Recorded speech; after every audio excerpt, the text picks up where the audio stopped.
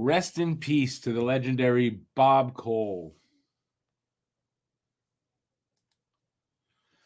All right, everybody, it's time for Talking Habs and Don't Puck with Media's playoff hangout. Welcome, everybody, to both channels. And hey, everybody, I'm Rick. All right, so we got game number 4, round 1, Boston versus Toronto. Boston is up 2-1. William Nylander is back in the lineup tonight. I know that. What else? I think that's all I got. I had written that he was supposed to. He was out because of a very severe migraine that doctors didn't even know. They couldn't diagnose why it's happening. I don't know. I'm looking there. So that's why he's been out. He's supposed to be back in the lineup tonight. What is the other change? Giordano is in. One of the defensemen is in. So those are the changes. I don't know if there's any changes for Boston. I do know Swayman is getting the start apparently tonight. So they are not going with their normal rotation. Swayman seems to have Toronto's number for sure. And so they're going with Swayman. So that's pretty big.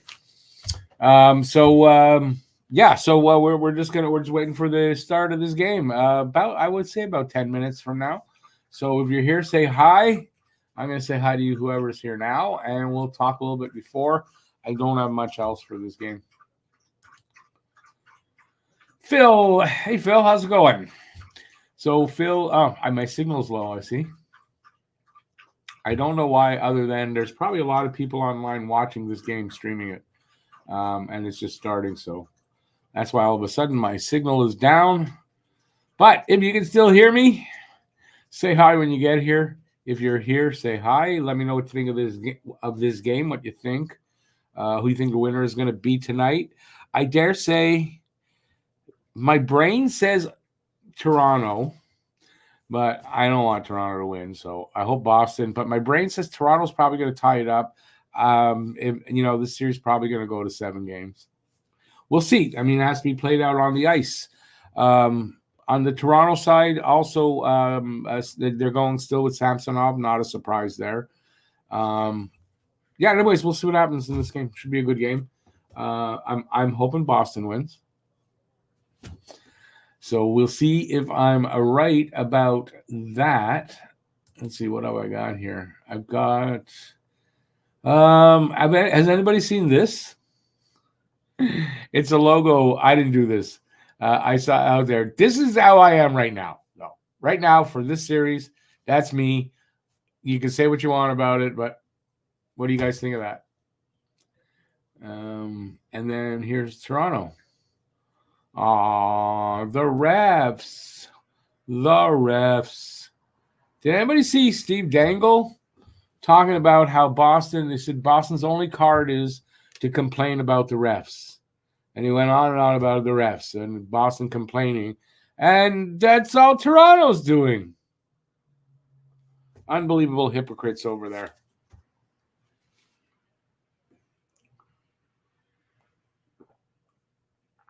All right. Get back to you guys.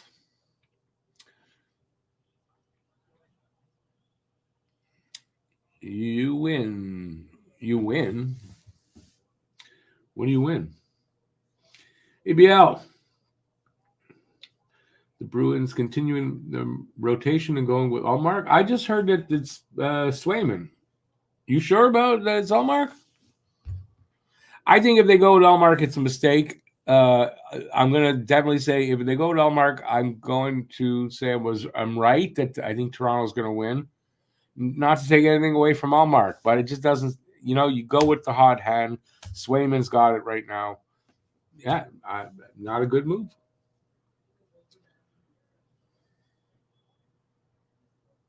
I complain about the refs. I admit it. But I'm not going and saying, that's all they do. No, I say every team complains about the refs. Every fan base, the coaches, they all complain. That's what I'm saying. I've been saying that. Challenge me that it's not what I'm saying. There are games when of course. But it would be a bit hypocritical of me to go and say, yeah, the refs only for the other team. And I don't really do that. There are games when I do that, but not in an overall sense. How's that? Did I get out of it? Is that satisfactory? I don't know. I know I complain about the refs a lot.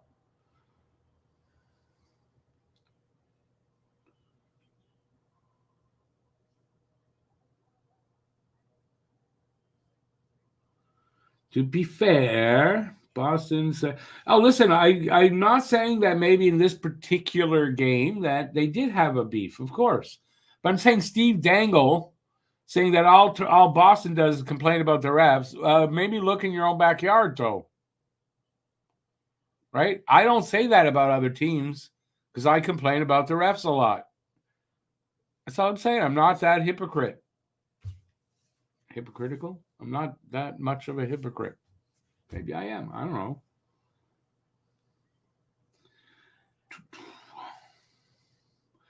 know. Toronto must win tonight because if they don't, things will be really tough for them. I would agree with that, Gisela. Gisela and Huzu both here. No, definitely. It's as good as a must-win game for Toronto. They don't want to go down 3-1 back to Boston. So, yeah, I feel that Toronto's going to win this game, but I'm rooting for Boston. That's how it is. Because there ain't no way in the world I'm ever rooting for Maple Leafs. I can root for Boston in certain situations like this, but can't do it for Toronto. Just can't do it.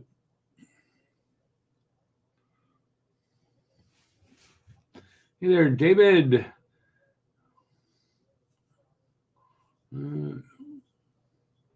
Who's that? I'm not who you're saying got away with a trip on Stamps breakaway. I had a bad day today. Gotta relax. Okay, who's that though, Yak? I'm not sure. Kachuk, you're talking about? Kachuk got away with a trip. I didn't watch that game, to be honest with you, so I don't know. It's just not. Yep. If they win tonight, they're down to best of 3.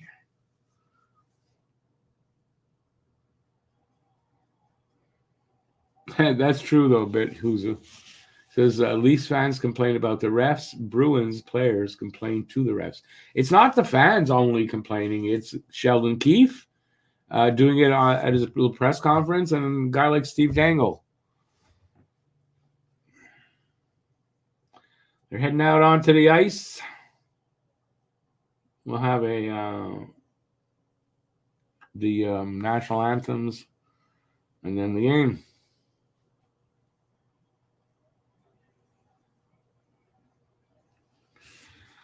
Yeah, last night, what did I watch? I watched 2 periods of Vancouver and Nashville, the second and third, and then I watched Edmonton and LA. Hey, Zachary. Good luck, dude. You guys are going to need it. But I feel you guys will win. I'm not rooting for Toronto, but I kind of feel you guys will win tonight. So, like it means anything. But if it does,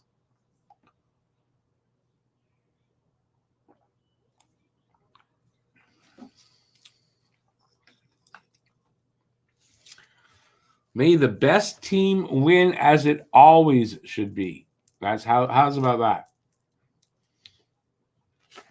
If Toronto's the best team tonight, I hope Boston wins.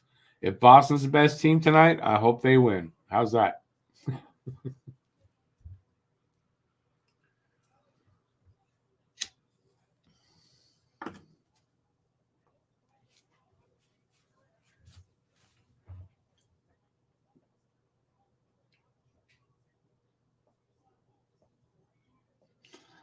Zachary, I'm not cheering for Boston if they move on either. So we agree on that. I'm only cheering for them here.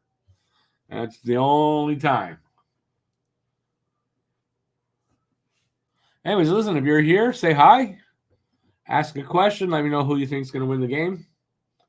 I see Nylander out there with his helmet on, so he must be on the bench. I just saw his face quickly. That's a big boost for Toronto, getting Nylander back. I mean, on his part, I don't wish him bad. I don't wish him any ill health, especially. So, hope he's feeling good. He's back.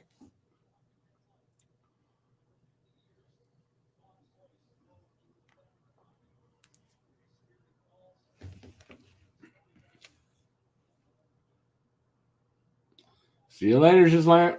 Enjoy the game. All right. So, what do you guys want to talk about till we get through this national anthem stuff? Which I wish they didn't do. I don't really see the need for this. If it was an international competition, you could say it is, but it's not really. Then yeah, but for NHL, there's no need for that.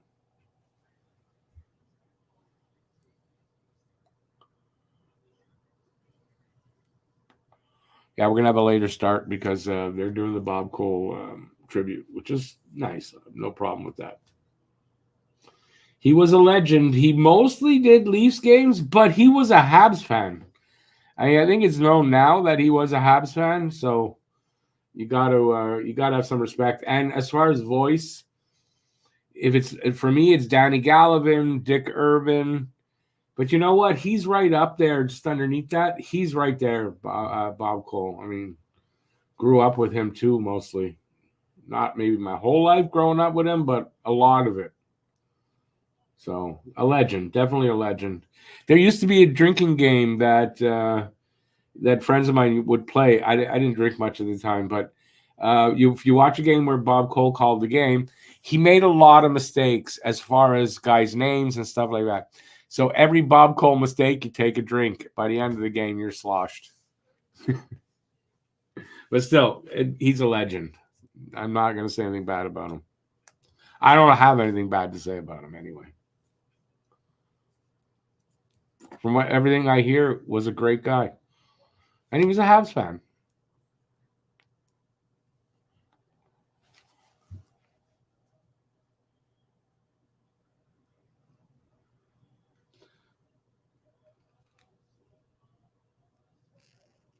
David, you're saying disagree. Is there a comma there? Or you're saying disagree? We need patriotism. Disagree. We need patriotism. They're both. That's different statements. Yeah, the problem is there's not so little of it these days. There's fake patriotism. All the stupid convoy freedomers are, and on the other side in the States, the right wingers, the Trumpers, they're all patriots. They're all patriots. Yeah, sure they are. Yeah, we don't need that kind of patriotism, dude. We don't. Need a lot fucking less of that stuff.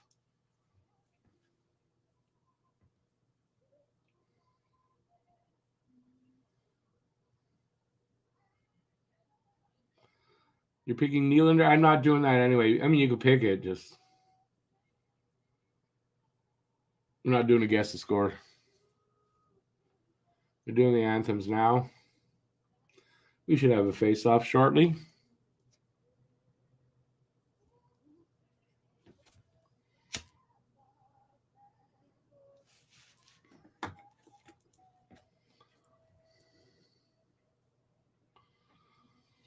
Hey there, baby Yoda.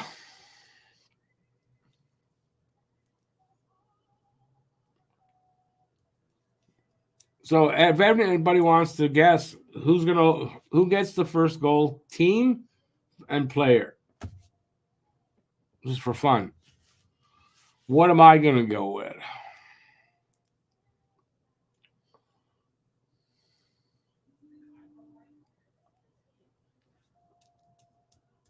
What am I gonna go with?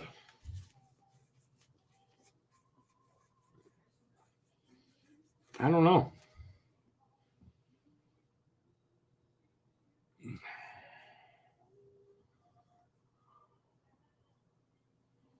Shit, I can't decide on a player. It's gonna be Boston. Boston gets the first goal. Doesn't mean they're gonna win, but Boston with the first goal. Man, I can't decide.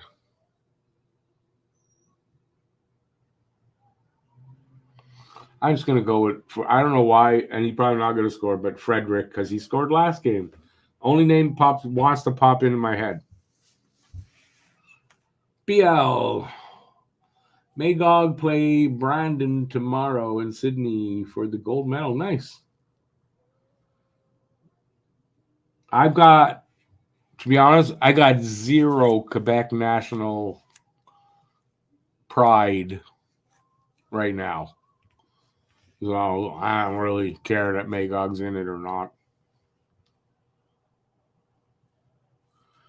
Boston with the first goal. Bobby Schmatz.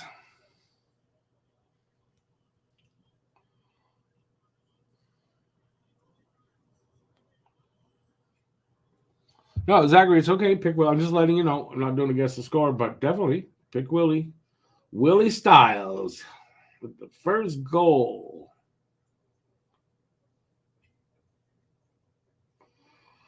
And when asked if he'd score the first goal, he said, "Nah, not tonight, dear. I've got a headache."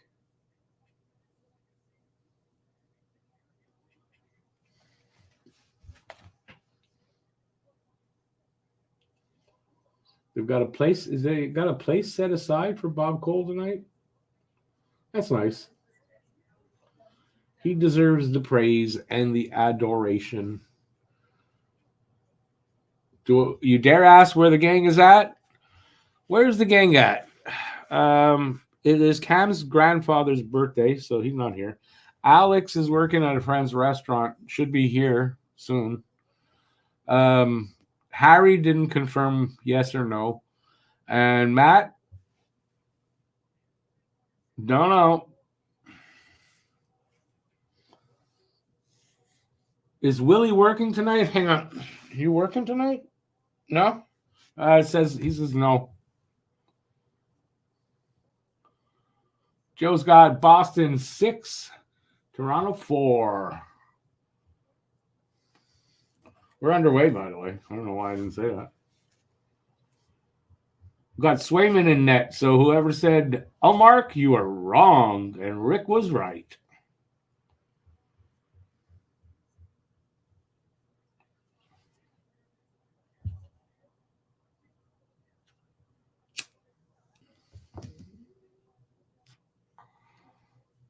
And at least if it's not Swayman, they put his name up there that he's in. So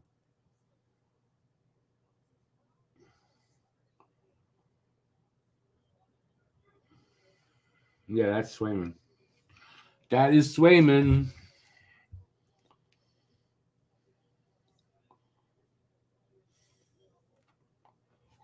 What's Laval about? Is Laval's season over? The season's over right now? No, I don't even know. Yeah, their season's over.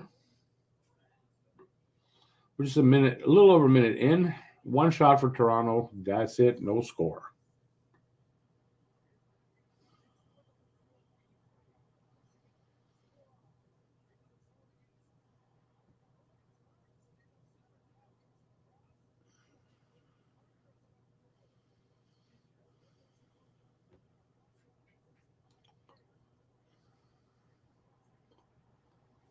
Not a penalty? Maybe not.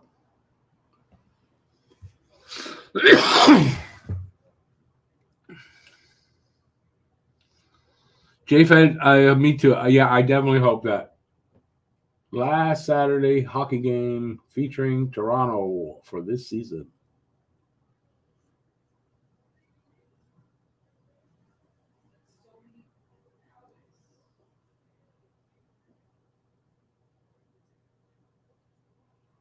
I'm looking for Toronto to play with a little more oomph and see if they're capable of that. We'll see.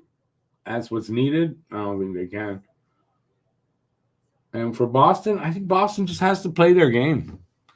Be patient and play their game, and the doors will open as needed or when needed, I guess.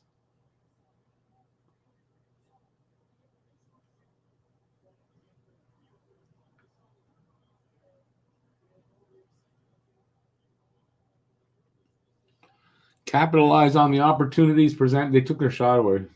When the opportunities present themselves. Dallas is also, yeah, I'm surprised with Dallas. That screws my my bracket. I had Dallas in the final. Probably, I think I had Dallas winning it. So that screws my bracket right there if they're out.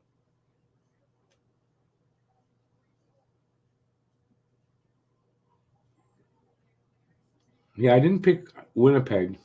Only in my video bracket, I believe.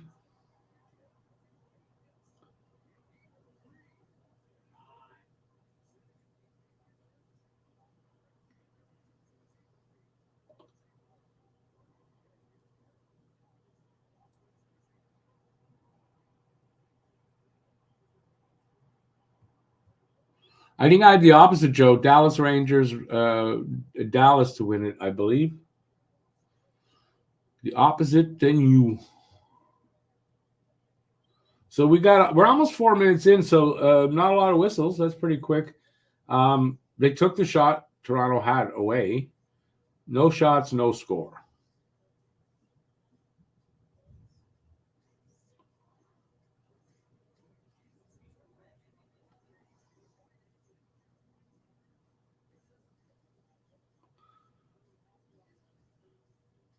Leafs need that Nylander boost. Keys to success, sure. Transition game for Boston. I think it's a little bit of defense for both. Boston took it too many men, and Toronto on the power play.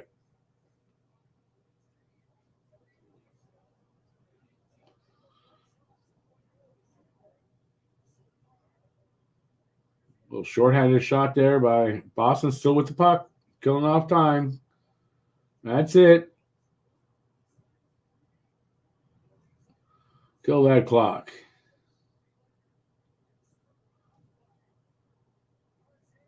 Toronto can't even get the puck. 30 seconds in to their power play. They just got possession behind their net. Well, I wonder if that's an omen of the way things might be tonight.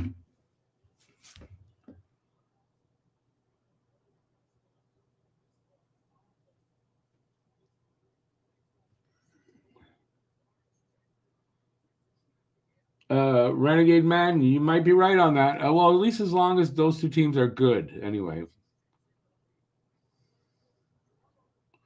You took Edmonton and Carolina. Looks like you got better chance than us. Ooh, what happened there? Was that blocked? 45 seconds left in the power play. 5 minutes gone in the first.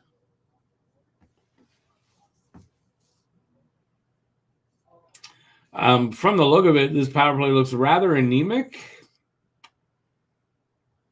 Hey, anemic is like a good word for it. 25 seconds left in their power play. They can barely penetrate the zone, is what she said. They finally get a shot, saved by Swayman.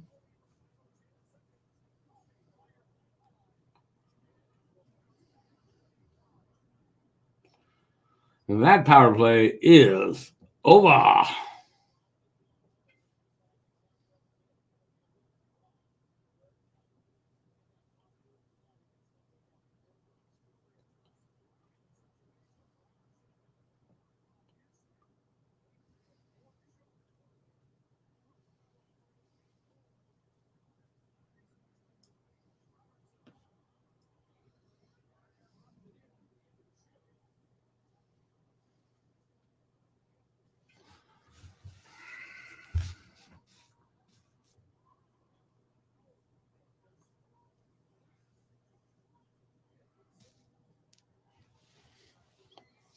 Florida's a good team. Florida's going to go far.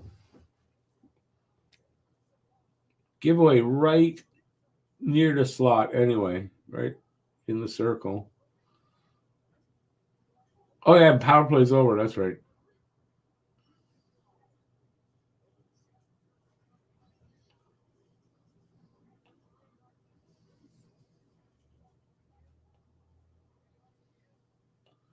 Broken up by Toronto. Can they get it out, though?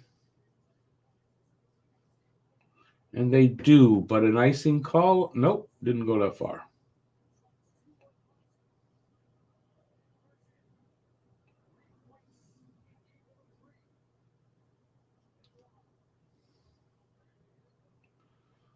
We're down to, what are we, almost 7.5 minutes into this first period. Shots are 2-1.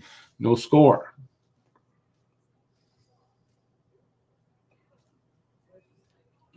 Marchand shot off a stick and out. So far, so good, I guess. I think it's a little bit better in the first. The first three games, first periods weren't great. Kind of boring even till the game picks up. Usually in the second, midway through, these games pick up. And the third period's been good in all three so far.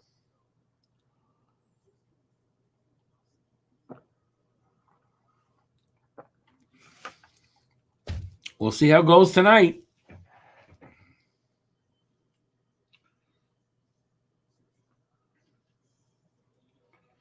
I was kind of hoping it would be over by tonight, but Toronto had to win game 2.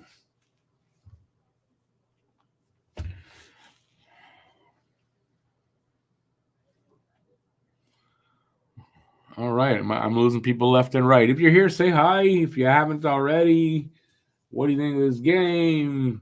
Anything you want to talk about? If the game's too boring for you, whatever you want. I may be joined by somebody later or not, because I don't know.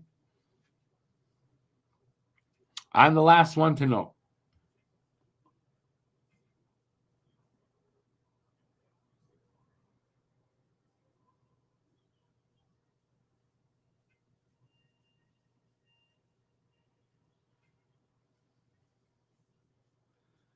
Game too boring? Well, I mean, it's not overly exciting.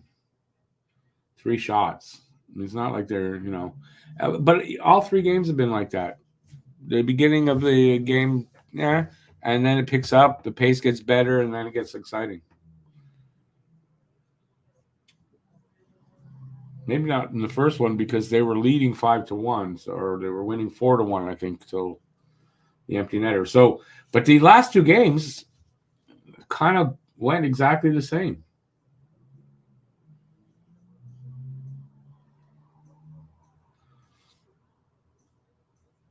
Swayman, 3 goals against, facing 66 shots so far in this playoff series.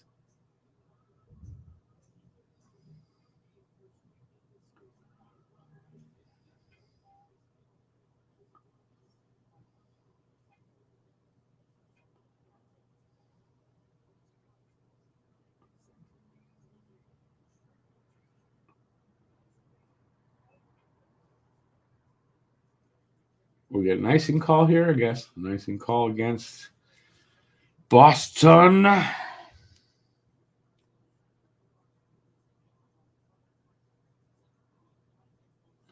Hellebuck, I think, is 5-something. Is got a horrible goals against. Got a 5.5, no, a 5-point-something goals against average for the playoffs. Penalty coming up. Tripping call. Marner. Boston going on a power play.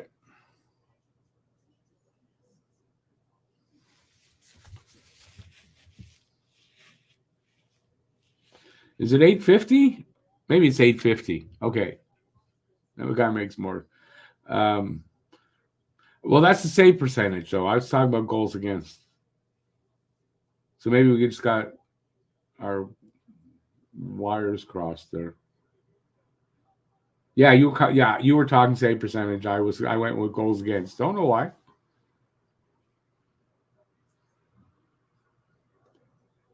Who do I see as close to being ready to make the big club? I didn't see Reinbacher, so I can't really say. Mayu had a game. If that puts him ahead, okay, but I didn't see Reinbacher really this year.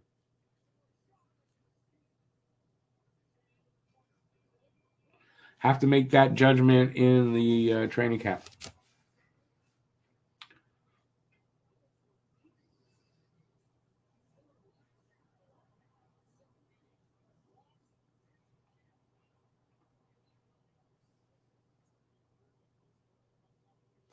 Boston 5 for 10 on the power play so far in this series.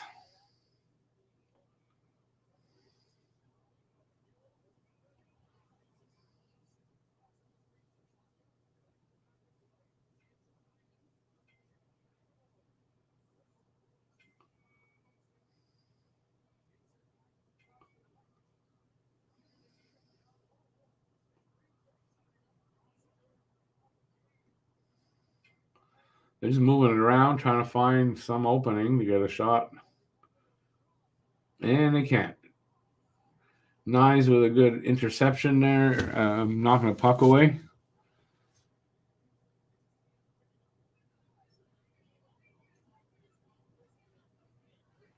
Jets fans were mocking Georgia, but didn't they win 6-2 last night or something?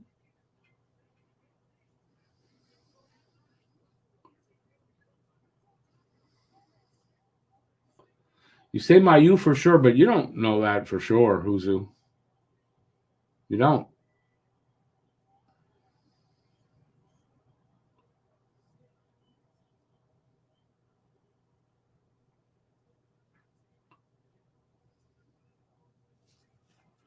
Wasn't it 6-2 last night?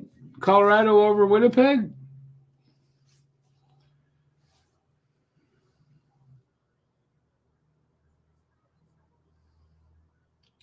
So I see the power play's over, obviously. And they did not score.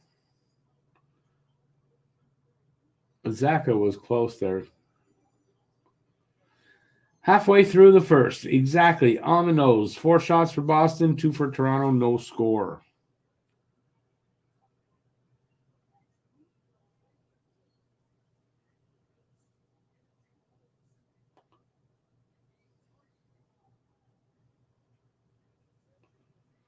Swayman covers up the puck. And face off in front of him. I didn't watch the Winnipeg game. I can't tell you really. So no, Hellebuck's not playing well.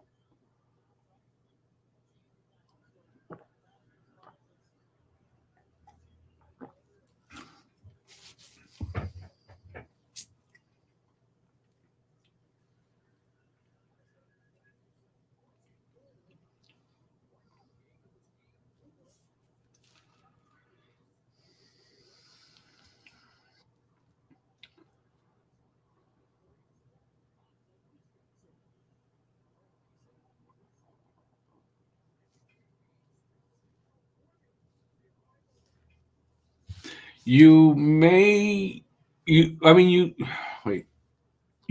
may be on him, but I'm still right. We don't know for sure. That's all. But your money may be on him. That's fine.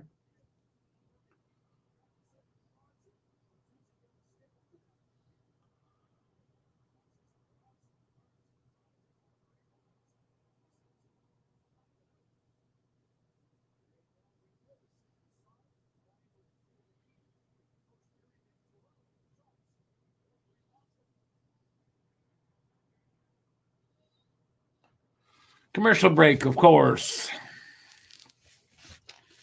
Anyway, so far nothing really going on there.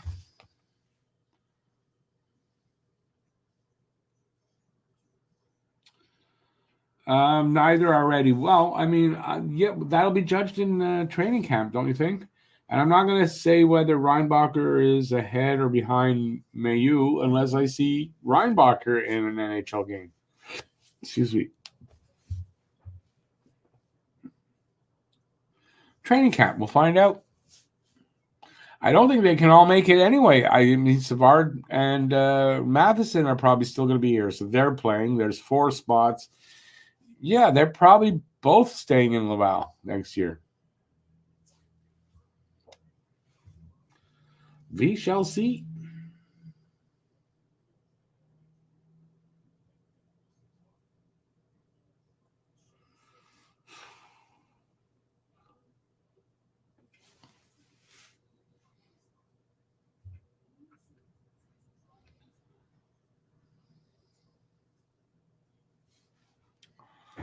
Yeah, I don't know how it's going to work out with the defense. It's going to be pretty interesting what they do. So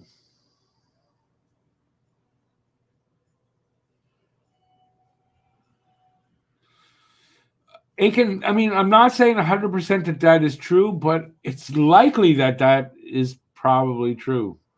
They need to cook for a little bit longer.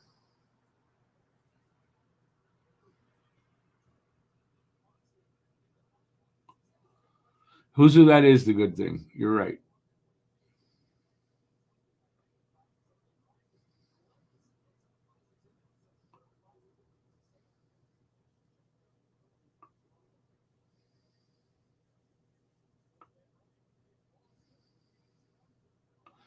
David, I hope your day turns out better than it been. Let's put it that way, or that tomorrow at least better.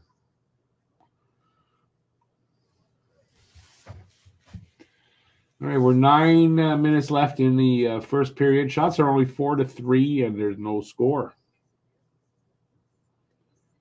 This game has not heated up yet.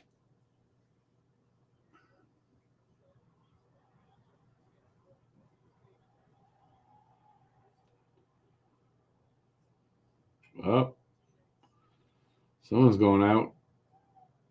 Penalties coming up. 4. Maroon. They showed Reeves on the bench going, geez, they're lucky I'm not on the ice. Edmondson pushed Boquist. So why is Maroon going out?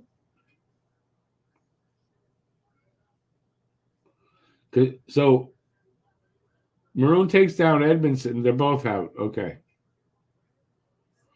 Offsetting penalties will be 4-on-4.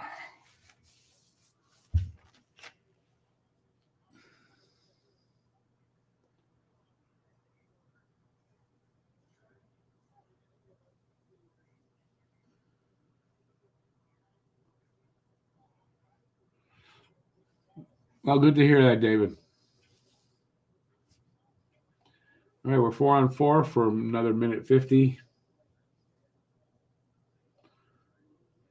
Does someone score with more open ice? We'll see.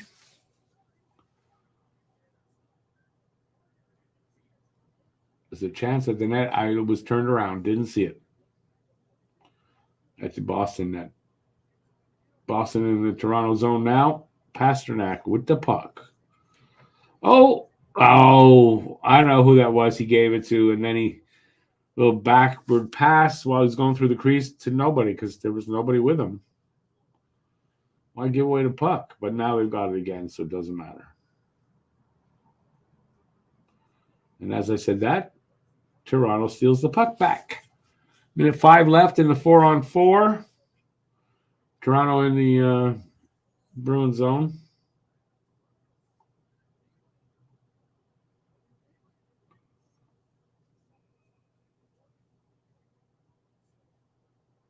Another penalty. Matthews got tripped.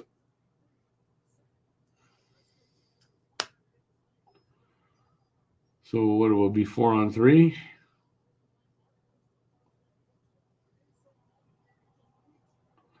No, it was Marner was hauled down. But if it was on Marner, that was a hooking call, not a tripping. What? Oh, it was a slash. That makes more sense. I thought he did that on his shin. That's tripping. I thought that's what he did. So it's 4-on-3 for 53 seconds. And then it'll be 5-on-4.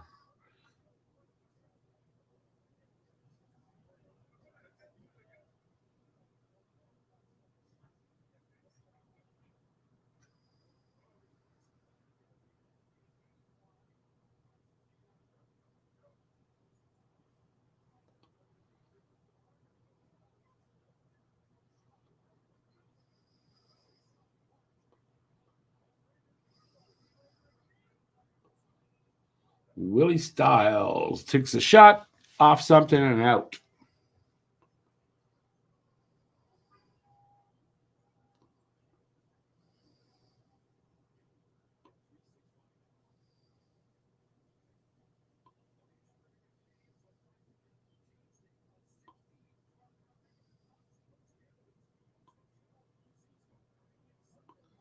Yank and Marner not playing like a very brave game. Let's put it that way.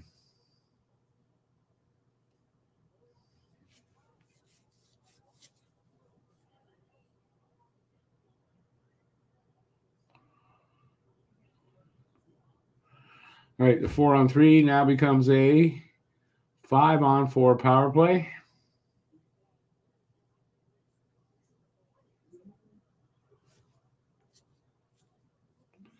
$55 seconds left in that.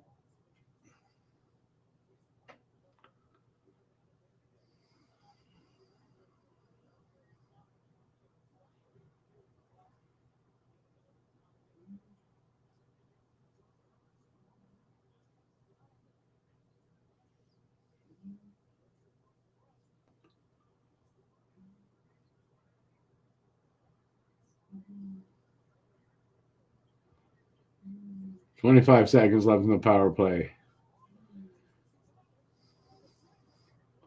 With them not accomplishing much here. Shot on Swayman, an easy one.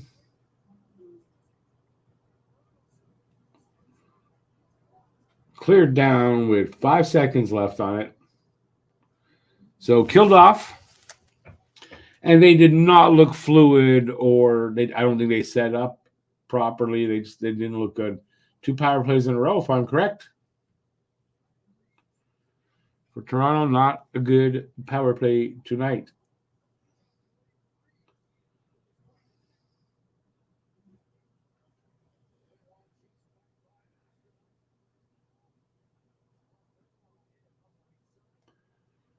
We're down to almost 5 minutes left in the first. Shots are now 5-3, but for Toronto this time, no score.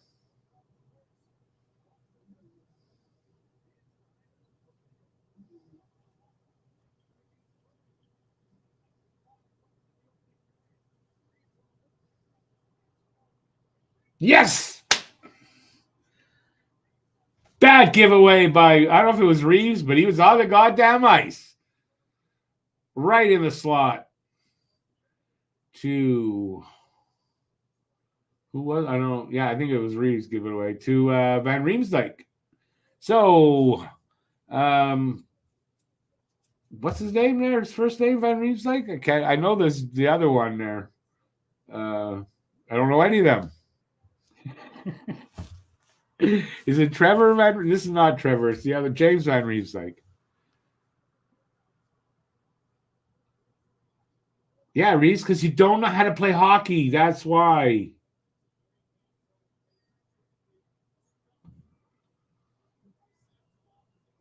One-0 Boston on a Reeves turnover.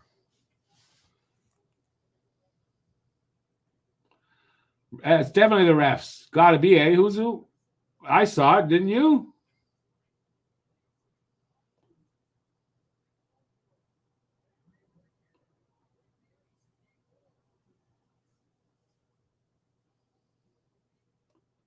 Four and a half minutes left in the first.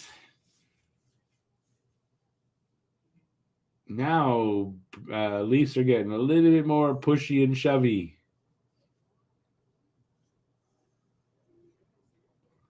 Right under the leg.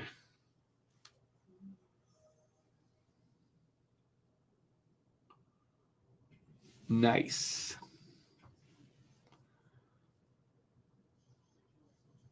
Still, Barnaby, I'm still a little early to say they're shit in the bed. It's just 1-0. I'm not going to go that far. But I'm hoping you're right. It'll lead to that.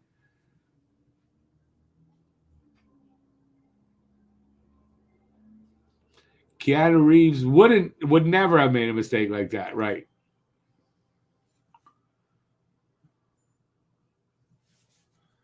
Listen, this could be a bad. I mean, Samsonov is very capable of giving up 5 or more goals here tonight.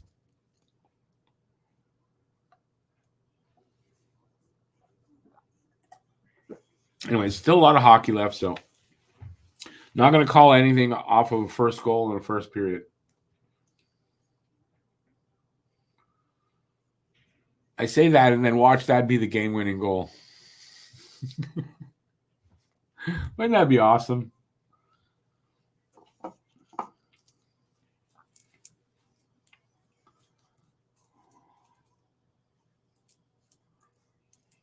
And then Reeves, when asked about it in the locker room, instead of him saying, that, oh, that guy's lucky I wasn't on the ice, he's going to say, yeah, the Bruins were lucky I was on the ice.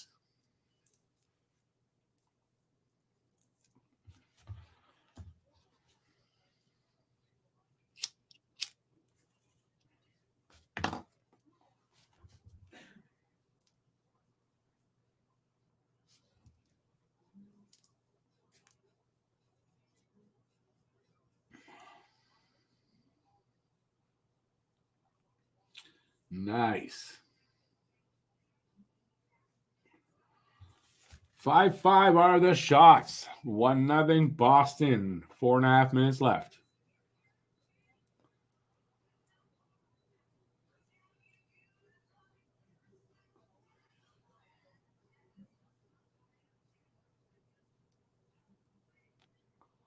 David, I was reading what you wrote there, and I was sure you were going to say was married to a man. For some reason, I don't know why I thought that.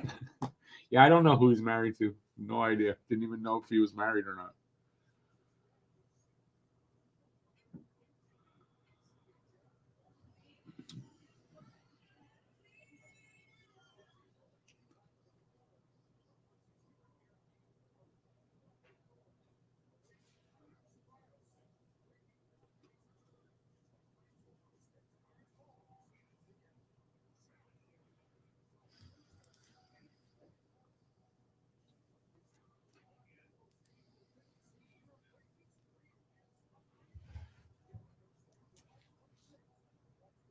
I think they're going to go for a commercial break. Am I right?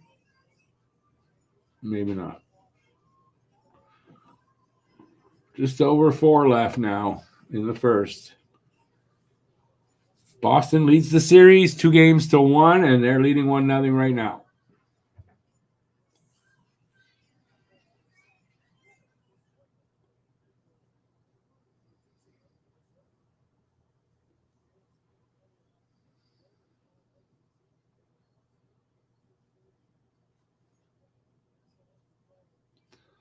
Oh, Winona Ryder? He's married to Winona Ryder? Is that what you're saying, David?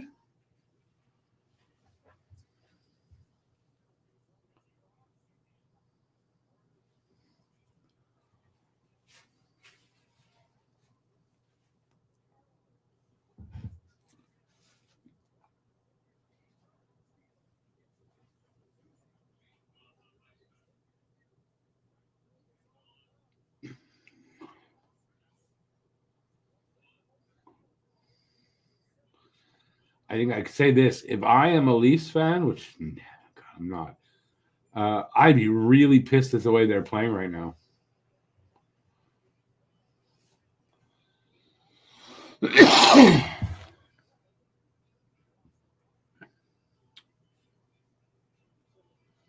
David, I did not know that they were married. I would if you could ask me 1,000 times, I would not know that.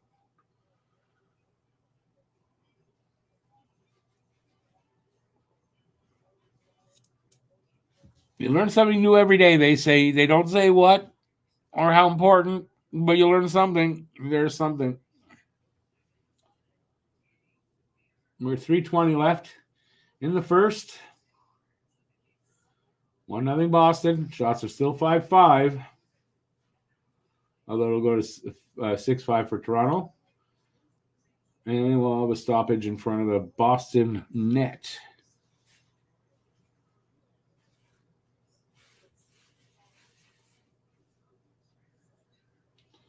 A Willie backhand right into the logo, pretty much. Willie and the hand jive.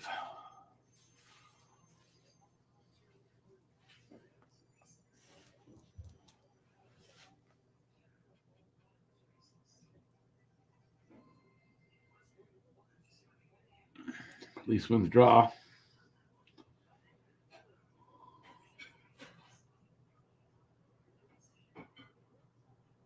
Oh, Bruins come out. That pass from one Bruin to the other hit the guy like in the chest. Like, what kind of a pass is that? A little too high, bud. A little too high.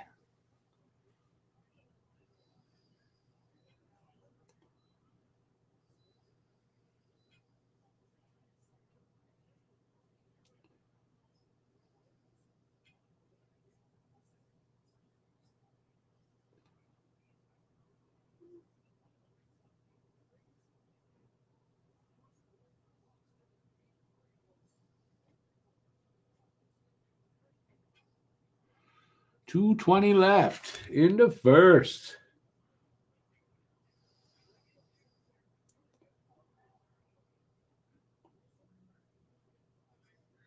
Jeez, for a second, I thought that went in.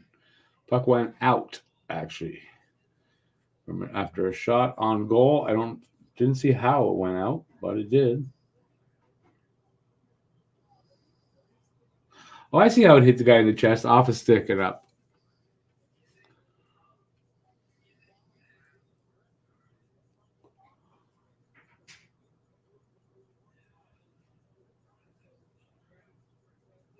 Renegade man, you'd think so, but they're probably going to find something and go, look, we're going to change the coach. We're right there with these guys. We're going to do it one more time. That's probably what they're going to do.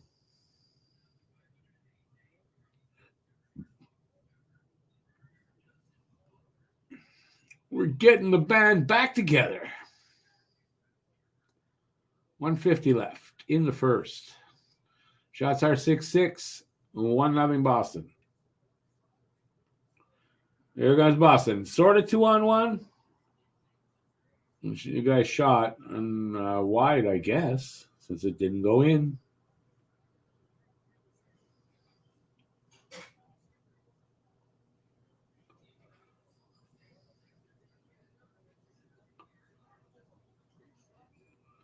Shot from the point, save Samsonov. Face off.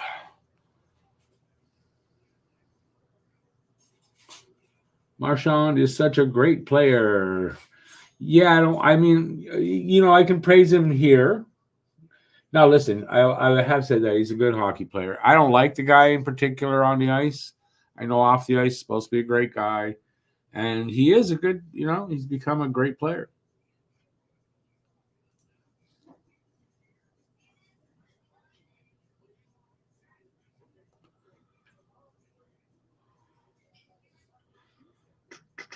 Face off, I believe, is to the left of Samsonov. 1:22 left in the first. Shots are 7-6 now for Boston. Still 1-0. Boston.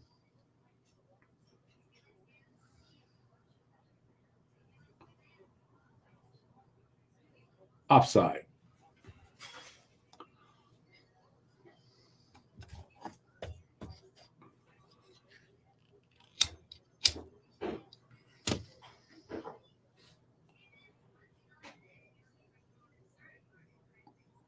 Marchand is already on the list, the SBL. But he can temporarily come off the list until the series is over. Then he immediately goes right back on the list.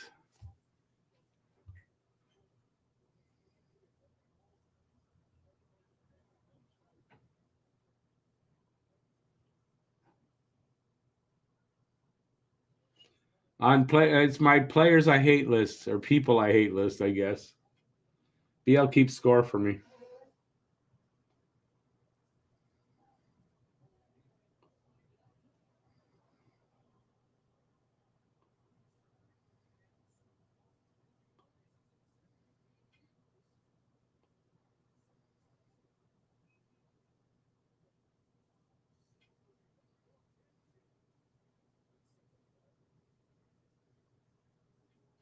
Imagine trying to play hockey on that white ice with a migraine.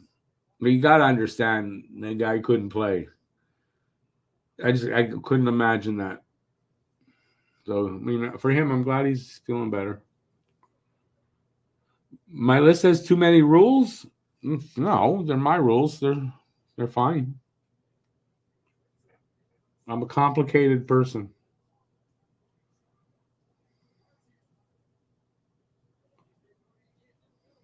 Oh, good save there by Swayman. Pressure here by Toronto a little bit to keep the puck in. Boston comes out. 12 seconds left. We're going to get even a chance? Maybe not.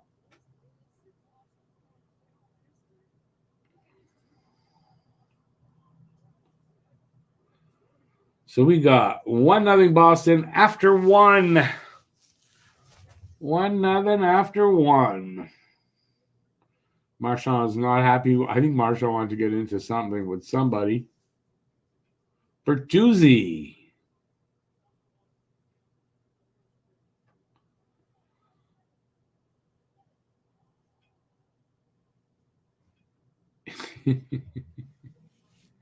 He's taunting him. There are no rules when it comes to Marchand. Not in the hatred of him as a hockey player. Not as a person, because I understand he really, as much as I don't want to believe it, but apparently he's a really nice dude.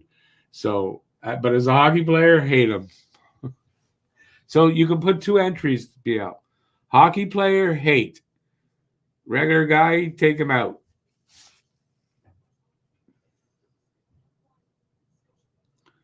That's a new rule. All right, so we got an intermission of determined time, 18 minutes, that we've already used 1. Whatever you guys want to talk about, go for it. It's real lax airtime tonight, especially with nobody here that's supposed to be here.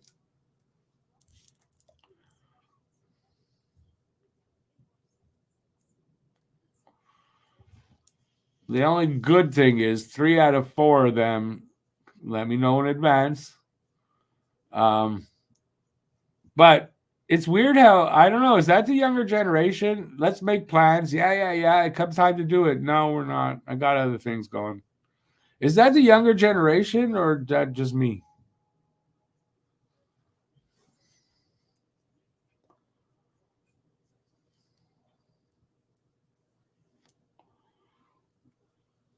What do you want to talk about? Hey, Lucas.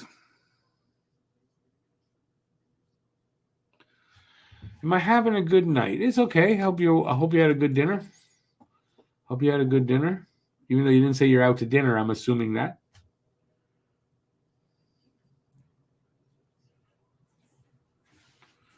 Neo liked girls. What, in the Matrix, he liked girls, or you're saying Keanu likes girls? I like girls.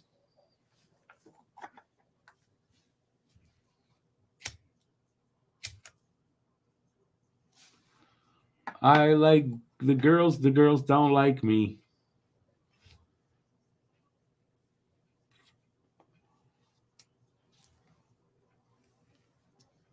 I kissed the girl and I liked it. So what are we going to talk about? We can talk about hockey. We can talk about Habs. This game, Habs, whatever you want. We can talk about something else.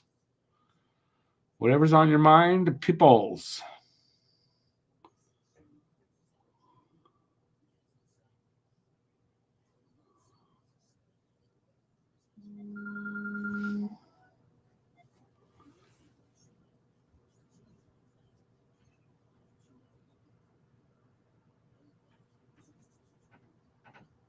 Lucas, very true. This is very true. And it's been happening for a while.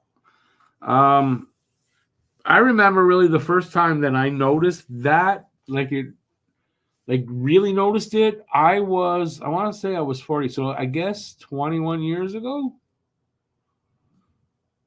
No, maybe just a little under 20 years ago, 18 years ago, working at Weedman. The employees that at the beginning of the season that everyone thought, no, they're not going to make it because we were old.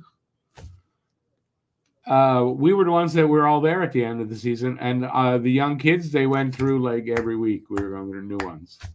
So, yeah, I know. I definitely agree with that. I'm not complaining. Once again, I love my partners. They're great guys, but they're not perfect.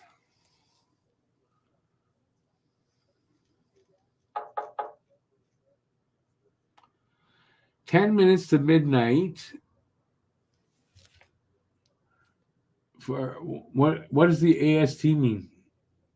For tomorrow or something tomorrow for the Edmonton series? What, you mean the doomsday clock? Is that for that series?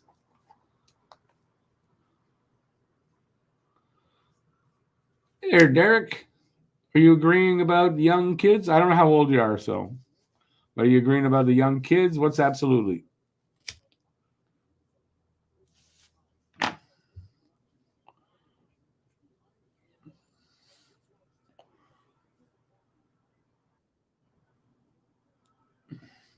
Well, look at that. I don't know. Should I leave him in the green room? Hey, Alex. Was I the only one who showed up? Yeah. Well, Cam said he wasn't going to. Harry was. Matt. I don't know. Oh wow.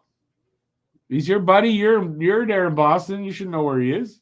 I don't know what he was doing tonight. I was with him and Cam last night, and he came. Matt came over my house afterwards. We were watching the Colorado Winnipeg game, and next thing I remember, I wake up the next morning in my bed, and I'm like, I don't even remember him leaving.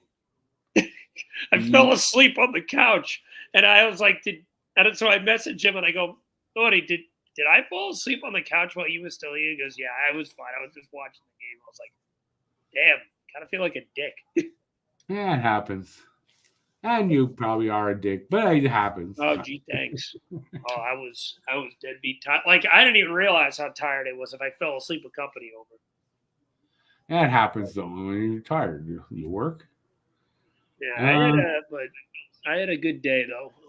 So, yeah, I'm going to probably at least watch one period with you. I don't know if I'm going to watch the whole game, but I'll at least watch the second period. Admit it. If you'd known nobody was here, you'd not shown up. No, I was going to show regardless. I said that I was going to. Yeah, I just don't know what happened with Matt, but I mean, he's probably going to say, yo, it was Saturday. But I'm sure. I mean, he went out last night, so I think Alicia might have him dog-collared tonight. I'm sure you and Matt both said you'd be here. I don't know. Matt didn't bring anything up about it, so I will be fair in that aspect. But no, I'm going to go with what my memory tells me. Yeah. Cam, it's probably wrong, but he's going to say it's his day off. They're all set up, hon. But by the way, it might be his day off, but it's Saturday. It's the playoffs. Yeah, true. That day off during regular season, that's over. Yeah, I messaged him. And he lives now with his girlfriend. So yeah, I messaged him around like 6, I think, and he messaged me back. But I haven't heard from him since.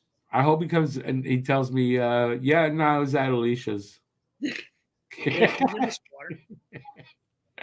That excuse don't work no more. No, not no more.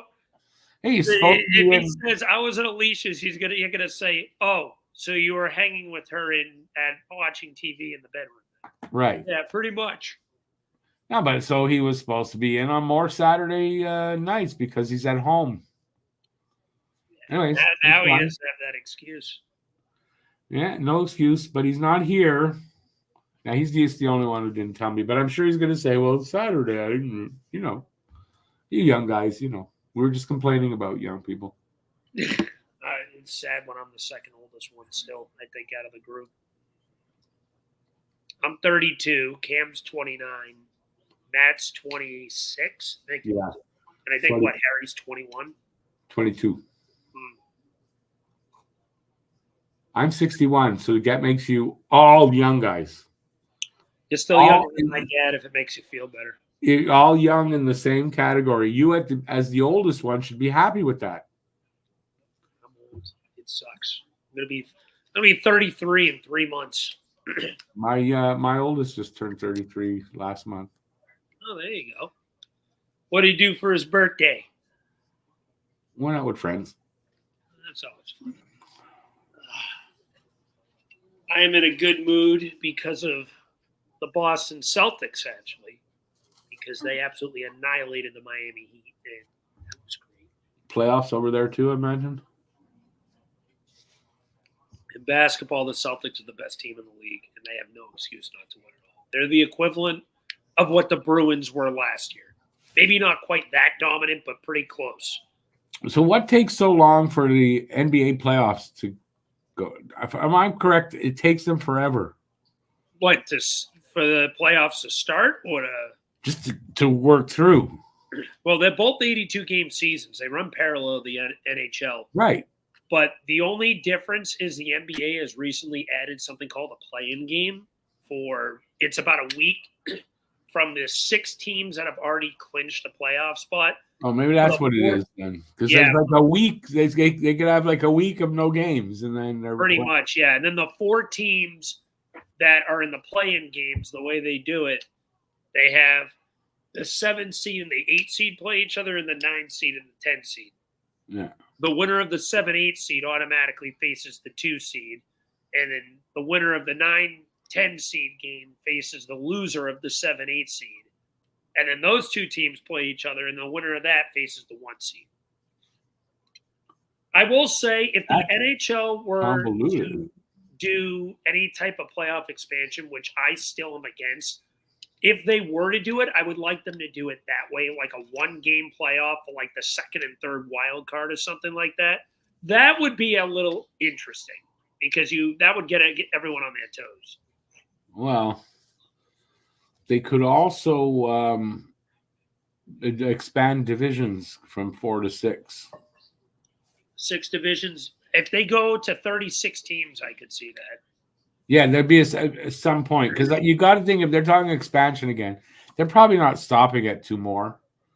Probably going to be 34 just feels like a weird number. They'd probably go to 36. It's fine at 32. Chill at that for a while. They should straighten out the teams that are struggling first. Winnipeg's the next one. That's the team I got to look at now that Arizona has moved. They got to situate everything that's happening there because they weren't even able to really get 80% of that barn filled, and they only hold 14,000, and they're good. Yeah, no, and it's a surprise considering it's Winnipeg. That should be a market that should be into hockey enough to, to fill an arena. Like I said, it's one of the smaller barns in the NHL. It's not even like they got like a 20,000 seat arena. It's a small market, so it's a small market, but the interest should be there to fill a smaller arena. And the team's good. And even though they got destroyed last night, but it's still good. Yeah, maybe it's time to. It's like they're going to be like Atlanta, 2-time losers. I hope they keep them in Canada though, because I don't want to. They have to keep it in Canada. Like I want to, if they're going to do 36 teams, I'd like at least 9 to be in Canada. Canada's not getting another team if they expand. You can forget that. I think Quebec City could get another one. Kind of doubt it. Didn't he say something recently? What was the reason why they moved out the first time? The reason, I'm trying to think back now. I think more so that Quebec, it was when they couldn't afford it was pre-salary cap, and they couldn't afford the payroll, which was the same. Listen, the Habs couldn't. Well, they could because all the marketing and they sell stuff everywhere, right? So they had the merchandising, they could afford it. But small market teams couldn't afford the exchange on the dollar, and to have to be able to ice a team that can compete with with like the Rangers and the big market teams. Yeah. Because back in the day, like the Rangers at one point, I remember they had like a payroll like of $150 million because they had a lot of injuries. The Dodgers are now in the MLB. Yeah, because they had a lot of injuries, and every time they had an injury, just go get the next best guy, like whatever. Just money's not an option. Yeah, and that's what they did, and they just stacked their team. And that's why the salary cap came in. The next thing they got to do is work on this cap circumvention. nonsense that Vegas and Tampa and all these teams have been pulling. You can't keep doing that. That's got to be in the next CBA. You can't do anything now, but when the next CBA comes in, they have to fix it. It depends on who you listen to, but I mean, apparently when a guy goes on LTIR, the system is the team doctor declares that, right, whatever. But then the NHL's doctors have to write that off as well. So they have to examine and they have to okay this. Isn't it just ironic, though? It seems like these guys all keep coming back game one of the playoffs. Right. So it screams to are they bad doctors or corrupt? Right? It's got to be. It screams to more corruption on their part. Mark Stone, lacerated spleen, just happened to be back game one. What a shot. Nikita Kucherov misses an entire season. Just happens to come back game one. Yeah, not the week before. Game one of the playoffs. Yeah. Right on time. Yeah. Like that's Shea Weber's got a broken body. Going to be on LTIR the rest of his career. Not unless we approve it. They made a point of saying Ryan Ellis has the weirdest injury I've ever heard. It's like a torn, but it's something like in his groin area, but I don't know the name of the muscle. It's called his penis? It's called a penis? No. Because that's in the groin area. I just want you to know. Hold on. Let me look up the injury. It's got a penis injury. No, it's not pelvis. I said penis. Hold on. Torn PSOAS, psoas muscle. Psoas muscle. It's a bizarre, extremely rare injury, and he'll never play again. I'll show you mine. And if you look up the time frame, it's not that long, but for his instance, it's just bizarre. Like it's not healing. For Mark Stone, the prognosis, wasn't it 3 to 6 months when he went out? Yeah. And it was what, 6 weeks? Yep. Sounds about right.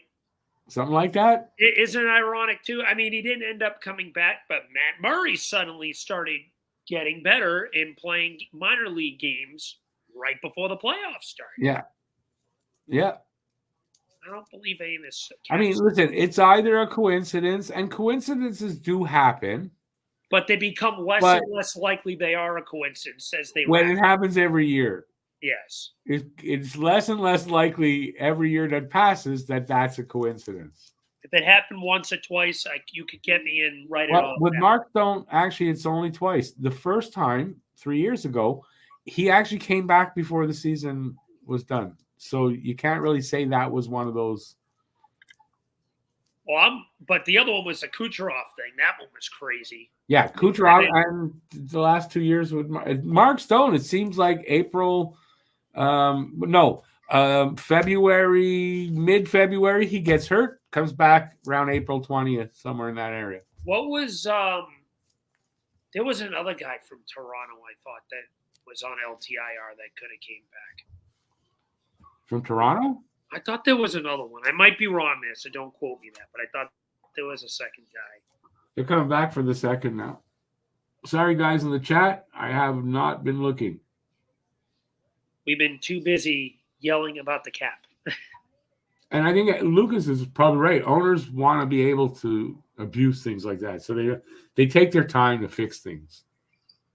It's suspect.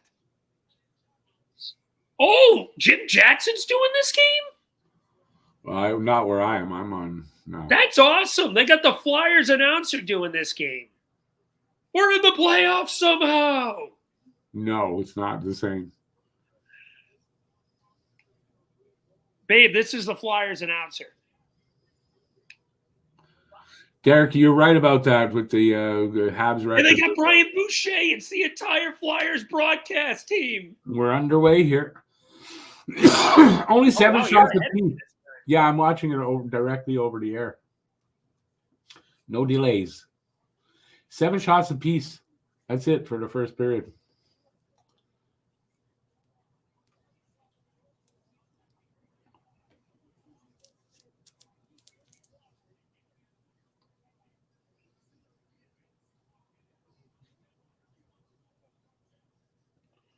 Jim Jackson's awesome, though. I love him. At least being aggressive to start. It's just weird hearing him do a game not involving the Flyers, but he's great at what he does. He's biased with the Flyers, but he's great at what he does.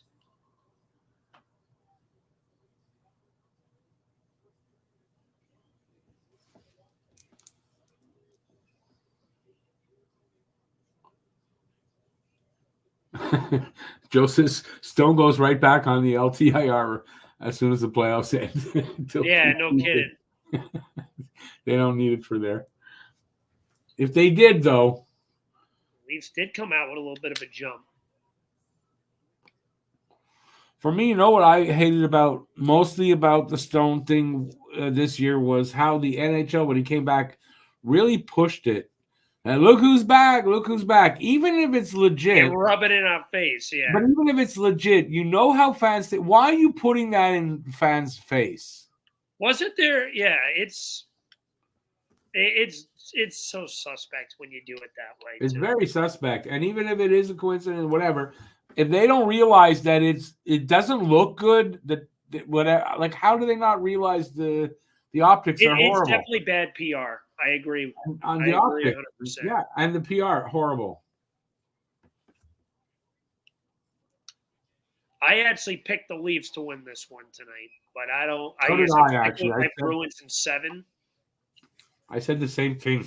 I kind of expect Toronto to win. Set it into a best of 3. Nicole wants to say hi. Hi. If it's going to go 7, kind of the Leafs have to win here. Yeah, if they don't win tonight, I think the Bruins end this in less than 7.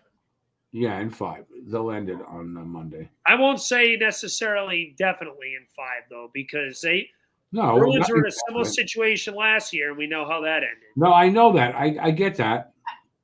And did you see when they won Game 3, Marchand at some point near the end of the game? Yeah, he said it's over in 5. Yeah, over in 5. I can't see either of these teams beating Florida, though.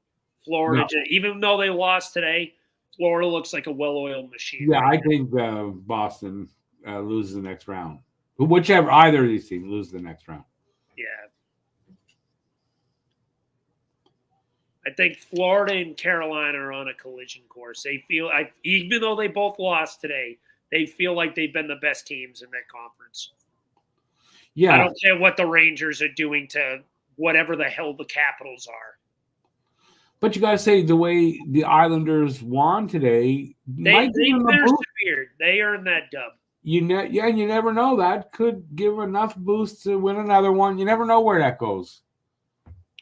And I hate the Carolina Hurricanes. I picked Carolina in 5 originally, the old gentleman sweep. So, yeah, I think I did too. To be honest with you, I might have picked them in 7 though. And then in the video one, I think I picked the Islanders just to make it different. I need Dallas to win tonight, though. If Dallas loses to Vegas, that's done. Yeah, they're done, and that screws my bracket because I had them all the way. So right away, first round, my bracket's gone. If Dallas wins tonight, I could see them taking both in Vegas, realistically, because they seem like that. That seems like one of those weird series where the team on the road ends up playing better because they don't have the pressure of the home ice. I don't know. Just Vegas is kind of stacked. Oh, that was a good hit. I didn't know. Oh, they called that a penalty on No, that wasn't a penalty. No penalty. So I'm ahead of you. So no penalty. Shots though are 9-9. Then it's 1-0. Boston, and we're 4 minutes in on my clock. Wow, you're way ahead of me. I'm only at 16:45. Does Alex live in Boston? He does. Yes. Well, on the outskirts. Yeah, about a little over 10 miles north of it. Suburbs of Boston. I currently live in a city called Salem, which is pretty well known actually outside of Boston. No, it's not where the witches. Salem, South Carolina. No, you're right. It is the Salem witches. Was it? I thought it was Massachusetts, not South Carolina or something. Yep, Salem witches, Salem, Mass. Oh, okay. There you go. Funny fact: the large majority of the witch trials that happened in quote unquote Salem were actually technically in the city of Danvers, Massachusetts, or technically the town. But then Salem, the land that was Salem then became Danvers, Massachusetts. Okay, and Salem was where they hung them. Because apparently they didn't burn too many, if any of them, they hung them. Yes, and that, but the land that happened technically at is actually Danvers, Massachusetts today. Okay. Salem was a lot bigger back then. Right, okay, that makes sense. The large majority of them. Some of them happened in current Salem, but the large majority were the land of Danvers, Mass. Offside, come on, idiot. But you're in Salem, so you can put a curse on the Leafs here. Wish I could have put a curse on Washington on the Isles to get us. That's true. If you could do that, you would have already done. That's true. I'm still hurt about that. I'd rather have just been bad all year and had no playoff hope than been in the position that we were in a playoff spot for 4 months and then defecate all over ourselves in the final 2.5 weeks. Yeah, it's tough. But that's a character building thing for next year. They took a step in the right direction. They could really sort of rally around that for next year. True. That is true. When you weren't expecting them to do much anyways this year, if they come out of it, getting that something out of it like that. Has there been a whistle this period? Yeah, there has been. There's one now because there's a scrum behind the net. Yeah, this is. I think in general, this game's going pretty fast. I think. Well, that was a good bit on Labushkin. Good save by Swayman. Yeah, I think the Bruins need to go Swayman the rest of the way. I have to agree with Cam there. Like he's just in Toronto's heads. Worst drivers in Canada, Derek, are in Quebec. Worst drivers in the States, you could argue, are in Massachusetts. Who's this? Is a woman who can count to 100? Burn her. Burn the witch. Apparently, that was a test, right? They burnt them. If they didn't burn, they're a witch. If they burnt, they were not a witch. But they're dead. So who gives a damn?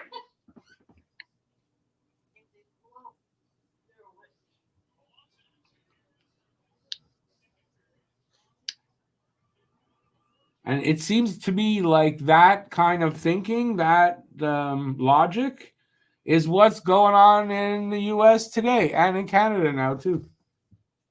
That kind of logic. Very weird times we live in. If it doesn't die, it's evil. Oh, we killed it. Well, then it was good. No, but we killed it. Oh, yeah. Let's do it again. That guy looked like Peyton Manning. Joe heard Salem witches smoke Salem cigarettes. I'd rather fight than change. I don't know if that was the Salem logo slogan. I don't know what that's from. One of them. One of the when I was a kid, that was their when they could advertise. When I was young, they could advertise. That was the slogan. I think it might have been Winston. I'd rather fight than change.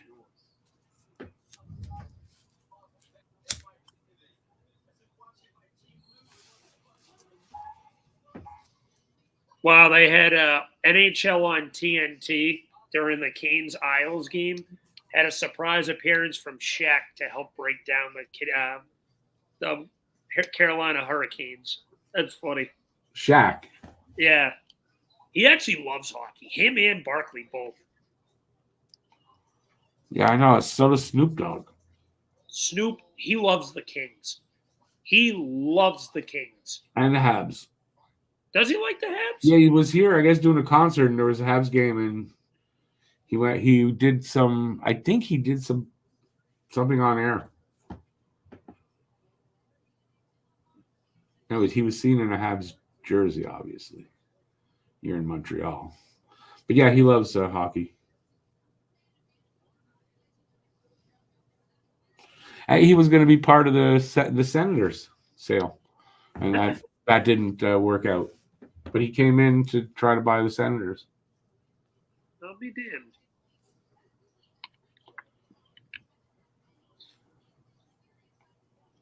Barkley, a Tampa Bay fan. Toronto has had a better of play apparently in the series on 5-on-5 statistically, which I'm not really that surprised. But the special teams has definitely been in favor of Boston. Power play. They were 5 for 10 coming into this game on That's the power the play. difference. Yep. Yep. Toronto's got to stay out of the box. They've averaged over 3 penalties a game. Yep. That, and I said Boston just has to play their game and be patient because the opportunities will present themselves. It's what happened. It's what's happened. The first game was more than that, but the other 2 games, it didn't necessarily in the second game, but it was close still. Yeah.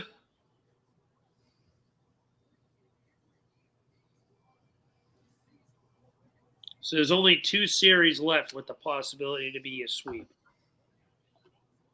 Who's that? Vegas and Dallas is 2-0, and then Rangers and Washington's 3-0. Every other series is 2-1 except 2 that are 3-1. Why are they one less game than everybody else? I couldn't figure that one out. Well, everyone else, I don't know why. Well, Vegas and Dallas play tonight, so they'll catch up at least in that regard. But the fact that there are a few game 4s right now when they're only in game 3 is weird. Doesn't make sense. It always seems like there's 1 or 2 series that lag behind a little bit. Sometimes it could just be because they had prior arrangements in the arena. Yeah, like probably what it was too. Like that. Yeah, the arena was probably booked. So they probably had to work around it.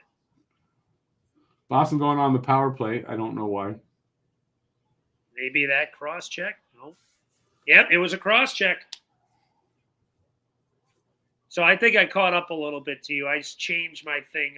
That penalty happened like 3 seconds after you told me. I think they called a cross check. Yep, I was right. Cross check Pasternak in the back. Let's hope they capitalize here. Get a little cushion. Bielsa thought Snoop was a Ducks guy. Maybe he likes the Ducks over the Kings. I don't know. I think you're right about the Kings. I thought it was the Kings. I thought it was the Kings too. Have to say. I mean, there's only one player on the Ducks I can't stand, and you already know who that is. Other than that, I have no ill will on the Ducks. No, Aiken, I've heard him say that he likes the Habs. I read something about that. He might just like the Habs just in general, but I think the team he supports is the Kings. But as far as they just scored power play goal. McAvoy? Oh, I think it's that far behind. Marchand or McAvoy? I'm not sure. Let's see. 2-0 Boston. My thing is further behind than you. And you're right about wherever city they go, they wear a jersey of a sports team. I know that. I think I've heard him or read something about him saying he likes the Habs. And also that could just be, I want to be liked where I am. I'm going to say that because I'm in Montreal. And see how Jim Jackson calls us if they did score.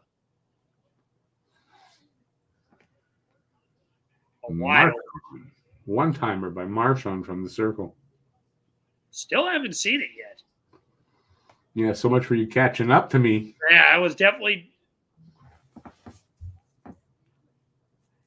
wide open. Oh my God. You had the entire net to shoot at. Where the hell was Samsonov going? No mistake about it either. I could have scored that goal. So very much like last game, if I'm correct. 6 for 11 on the power play now. And there it is, JVR being the net front presence. Like he was for us so many years. I think he just took his vision away. There's a reason why power play is super important to have a good one, is especially in the playoffs. That's why ours has sucked for so long, ever since Wayne Simmons has been gone. That's what it's hard to be a winner without a good power play. That was the biggest reason why we missed the playoffs. We had the worst power play in the league for the 3rd straight year. Yeah. Habs finally came back up to decent, but they still got a ways to go. I think Lane Hudson next year is going to help that. But our penalty kill was sensational. Sensational for the majority of the year. The last month plus, it wasn't quite as good, but they still ended 4th in the league and led the league in shorties. Yeah. 16. Well, Just think about that. We had 16 shorthanded goals this year. I think they had under 30 power play goals. You definitely had. I mean, there were positives. You were in a playoff spot for so long, so there's plenty to build on there. That's for sure. They need some high-end talent. So does everybody. Yeah, but like desperately. We have one coming in 2 years, and that's it. So is the reason Michkov was left off the national team for whatever, is that because of he was on crutches? Something is an injury? It's weird because the national team coach is the same coach that coaches SKA, and that's starting to get very grudgingly weird.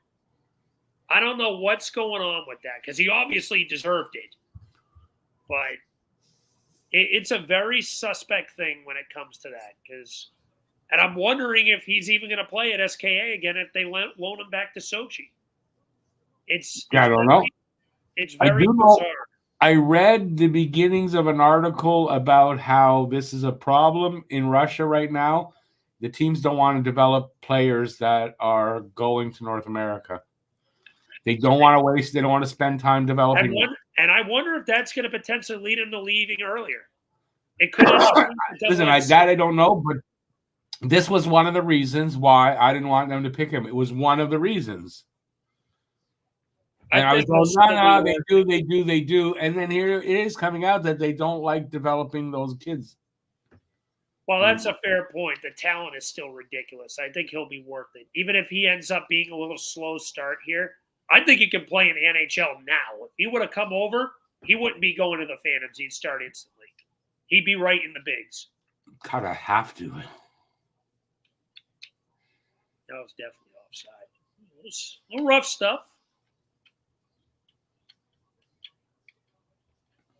Marsh hit of all people skating away from a scruffle. I saw something about that Putin criticizing players for leaving. I don't know if that's true. That was a rumor that I don't think was proven. That I don't think was true. I'm not pressing the Putin button, that's for sure. Yeah, no. Apparently, though, that's not true. It's something that people just go to, but that's not exactly true. He said something that something about that he likes the players to stay, but I don't think that he makes them do that. I forget. I read an article. Contract, and he's not going to force him to stay there. I read an article a couple of months ago about it. No, I think the big problem is that it's coming out that the coaches there don't want to develop and spend a lot of time with the kids that they're not staying in the system. They're going to North America. So if that's the case, then it's a bit of a problem. You're waiting for a guy 3 years, and then you got to develop him a little bit. It's a bit of a problem. Not overly concerned about it long term because I think he will, even if I'm not expecting him to be a superstar the moment he gets here. I know it's going to take a little bit of time, but he gets here still at 21, worst case. By the time he's 23, 24, I expect him to be at borderline his ceiling, even if it's a little bit of a leeway with his development. The natural gifts this kid has. Is just you might be right. You might be right. There's that little chance that the lack of development could really fuck him up, but it does. We don't know. We won't know. You're not going to know till he gets here. Yeah, there's no way for sure to know until then. But I think it's just with a kid like most people, I would tend to agree with that. But his raw talent is just ridiculous. I think I could see it. Like I said. I could see the transition when he first gets here for that first year or two. Take a little bit of time for him to get truly accustomed to hit his peak. But so I could maybe feel like his first year, maybe he's like a 60-point guy instead of like taking off. And then maybe the year after that, he's close to like 80. And then maybe year 3, you're sniffing around 90s to 100. That's what I'm expecting. I'd just say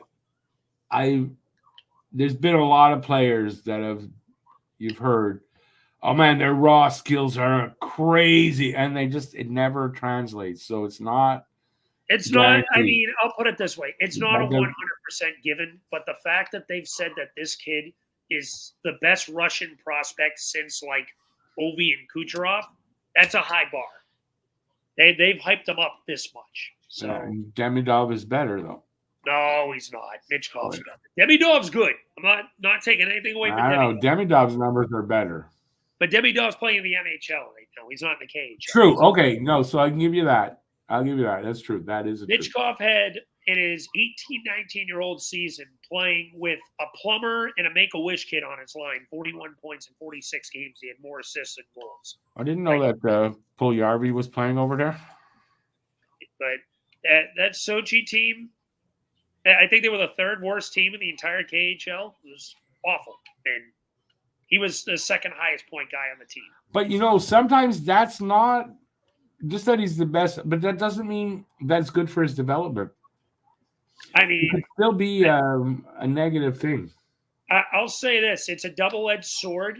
You can say that he's playing against a watered-down league, but he's also playing with worse line mates. So the players he's playing with are crappier, but the players he's playing against are not as good. So that's my argument towards that. It's a double-edged sword. He's going to have a lot more talent when he's over here to work with. You hope. Well, I would hope so. The good thing is we're going to be a little cap constricted this year, but 2025, the Flyers are going to have an abundance of money to spend. They're going to have to put some people around them. They will. Honestly, I wonder if Konechny is still here next year. I don't think it's a lot that they end up extending him. If he asks for $9+ million, I'm looking to move him. I'd do it. Yeah, but because he's got value. He's a good player. He's not a $9 million a year player. I think he's probably like a $7.5 million a year player. Again, Demidov may be better. You're kind of saying Demidov is better, but just not at the moment. But if his ceiling is higher and he hits his ceiling, then he is better. I think Mitchkov's ceiling is higher. I think Demidov's going to be really good. Don't get me wrong. But I think Mitchkov's. I'm just going by what Aiken is saying. He's saying that Demidov's not better, but his ceiling is higher. So I'm saying you're still saying he's better because if he reaches his ceiling, you're saying he's better. That's what I'm saying. But at the moment, no, because he's playing in a lesser league. So you don't know. It's hard to know. This has been another defensive game. I feel like this whole series shots have been low.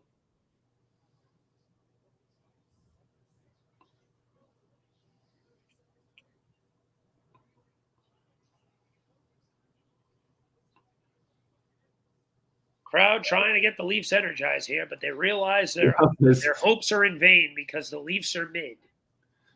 See what Bielsa says? Niall Yakupov was supposed to be the best Russian prospect since Ovi and Malkin. True. That's what I'm saying. Till he gets here. I mean, you're not wrong to have your opinion, Alex, because everyone's entitled. Right? It's your opinion and my opinion is mine because till he gets here, we don't know. Everyone's entitled. You just got to tell Harry he can't change his opinion just based off of that because the video evidence says otherwise. He can have his opinion too, and he's allowed to change it. I am. Like, if he gets here and he's off the wall, I'm going to change my opinion, obviously. It's fair. Say I was wrong. Yeah, I respect that. Well, I'm not afraid to change my opinion at all. As a matter of fact, I do it a lot. When I hear better if he ends up being extremely good, like I think he's going to be, I just want to hear, okay, I was wrong. Mitchkov's great. And if he ends up somehow flopping, I'll acknowledge it. Well, no, I don't have to say I was wrong because unless he's generational, I'm not wrong. That's all I've basically said. He's not. I said borderline generational, which is like Kucherov is what I consider as borderline generational. Well, listen, if he's Kucherov, that's pretty damn good. I would be elated. I never said I thought he's the bust. That I never said. I think you got a 100-point-a-year guy when he hits his prime, personally. Joe says Michkov cannot touch a ceiling. A lot of players can't. Hudson won't be able to touch a ceiling, but I think he'll hit his ceiling. I don't know how the hell Hudson fell in the second round. That still boggles my mind.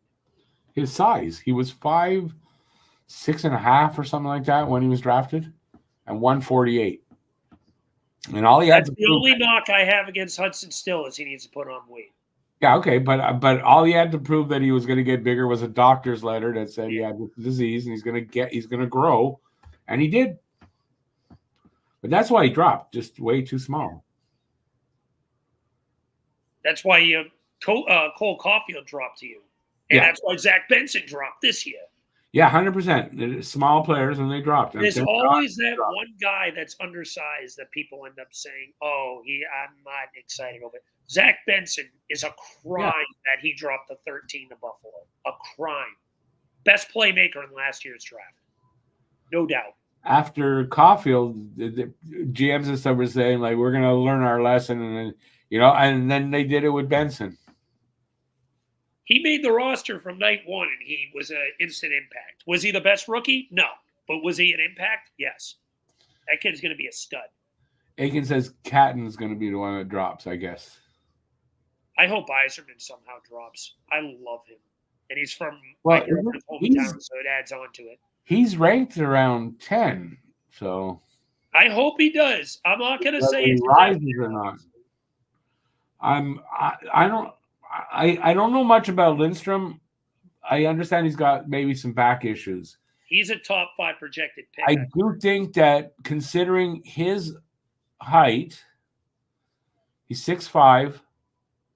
The Habs are talking about they need to get bigger. I think that if Lindstrom's there, he's probably not going to be there. They're going to. I wonder if Patton ends up dropping too. He's another name I've heard and liked a lot about. I don't know. It depends where Montreal drafts and who's available, obviously. But I'm still Iginla is going to be the pick. But that would be only because certain guys were picked by the time Montreal drafts. Calgary fans will be in pain. Well, yeah, you got to figure if Iginla doesn't go to Calgary's 8th or no 10th, 9th.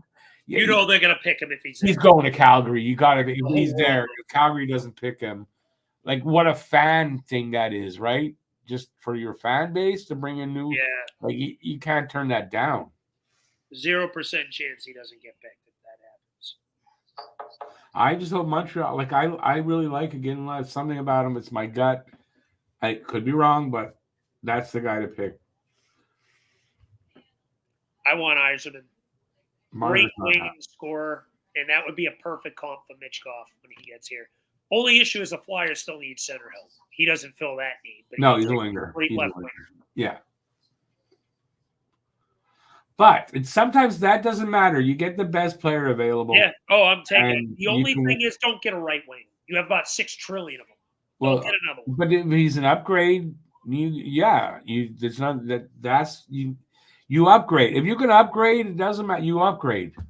Yzerman's a left winger. He would fit so well here. I'd love it. I don't think it ends up happening, but if he for some reason drops to 12, I'd do a backflip or attempt to do one, probably break my neck and share in the hospital. Yeah, listen, I don't know. Maybe you trade up. I mean, the Flyers have picks. They've got 4 in the first 2 rounds the next 2 years. They're probably only going to have 1 second this year, and they'll have 3 seconds next year because we have Columbus' second-round pick. However, they have the option of either keeping it this year or next year, and they have to make the decision before the first round ends. Second-round picks aren't going to do it. If you're trading up, you're using firsts. Oh, no, I'm just saying in general. We have 2 firsts and 2 seconds. Well, you got a first. The next 2 years. A first, a prospect. I mean, you could trade up. It's not like from 12th, say to 8th. That could be done. Thing is, we have Florida's first. That's the only issue. Florida is. Yeah, well, that's That's not going to be that high of a first. No, and we got Winnipeg's, which is not going to. It depends. If Winnipeg bows out in the first round, though, that pick it'll be no lower than not bad. 28. I think the lowest it could be at that point. No, if Winnipeg bows out in the first round, no, it comes down. Yeah, that's right. They didn't win that division. It's different with division winners.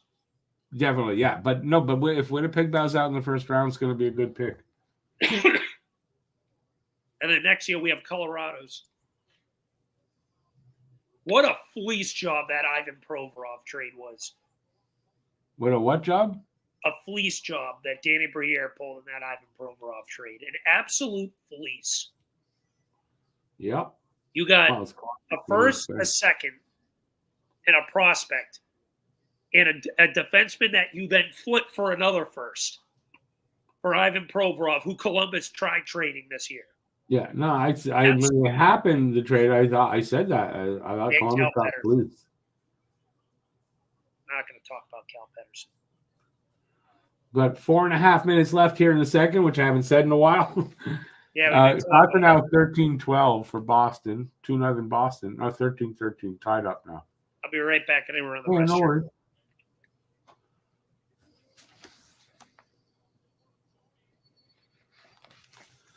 We have Calgary's, first round pick next year. I think that's right.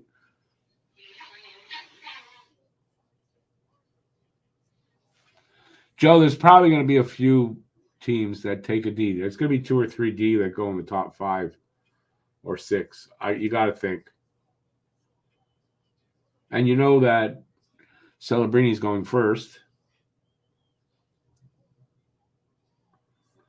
So Montreal picks 5th to 7th. There is a good forward available to them, without a doubt.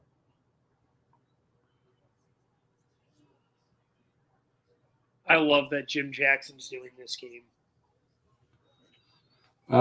Aiken, I saw something about that with Lindstrom. And also, who else? Maybe it was Lindstrom. Said, he'd like to play here. At 6'5", that might be the guy they go for, if he's there. Will he be there, though? I don't know.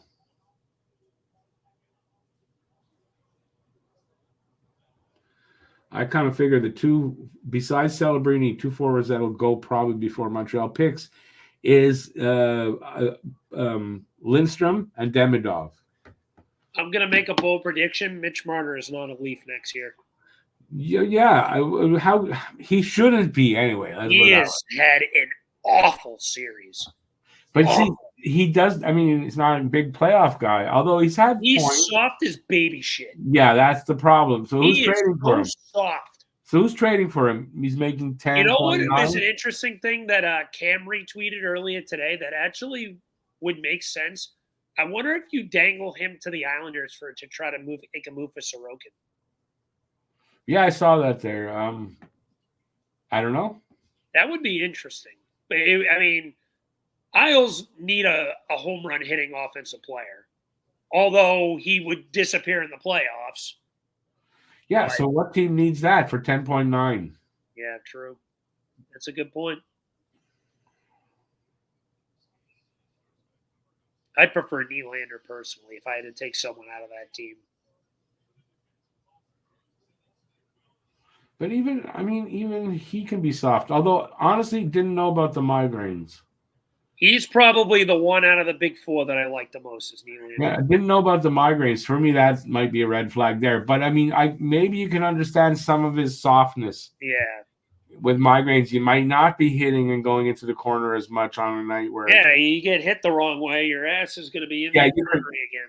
You maybe can understand it a little bit.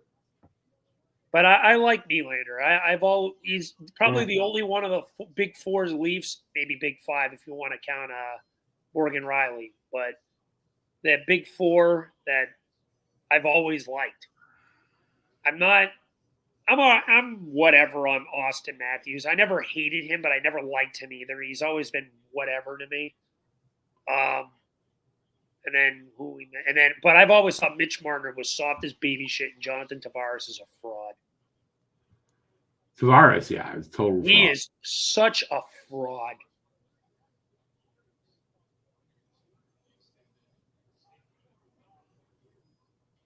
Claude Drew had a better career than him. Jay said, yes, draft lottery May 7th. I'm definitely doing a live stream. Hopefully I'll be in it. Because my team is something. If you guys win, you can move up quite a bit. We can move up to 2. Last year we were at 7, and you're in the same position you were last year. You were 5 last year too, right? Yeah. And we were 5 the year before that. Well, you could really, you're talking about you want to get a guy. Well, you win a lottery, one of the 2 picks. I'll tell you, if we do get to 2, Demidov is who I'd get. Yeah, I mean, if you win on one of the two lotteries, you're getting one of those top 3 guys. You're going to get a great pick. So I'm hearing this year the drop off really happens around pick 13 or 14. So Even as that's long hard as to we tell. stay at 12, it's a win to me. There's because of the great. There's a really good crop of defensemen. This is So a you good add that quality to the defensive top draft, forward. If you add that to the top forwards, there's probably an abnormally There's only large like 2 number. good centers, 2 or 3 good centers in this year's. Well, Lindstrom.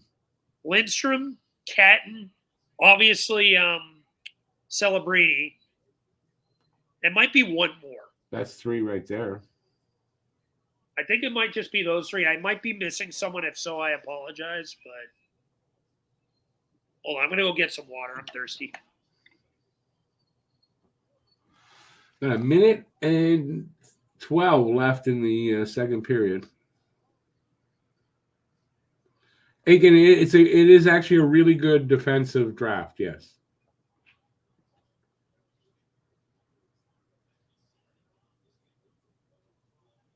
We need center help so bad, but this. Again, that's not Cam, that's Alex. He's saying, is it Costa or it must be Costa Hellenius? Did I just get called Cam? Yeah. Who insulted me like that? Aiken. A lot of people. Actually, a lot of people are not sure. The other day when you both weren't in there, they're not. They said, "I don't know which one is which," but. Well, listen. Just say the handsome one. That's me. Okay, I don't think Cam would agree with that, but okay. Oh, of course. I listen. Me and Cam are like a married couple. Yeah, the odd couple. We belong in San Francisco. See what I did there? Why San Francisco? It's the gay capital of the U.S. Ah. That was a joke. With the old boom, and it's 3-0 Boston. Oh, they are so done. Pasta. Yeah, they're done. Yeah, Leafs are done. And that's the last minute goal, 41 seconds left in the second. So one more period, but I don't know. Leafs look lost. Leafs are playing exactly like we said they would play in the playoffs. That's what they're playing like. If they end up losing in 5, the memes are going to be glorious.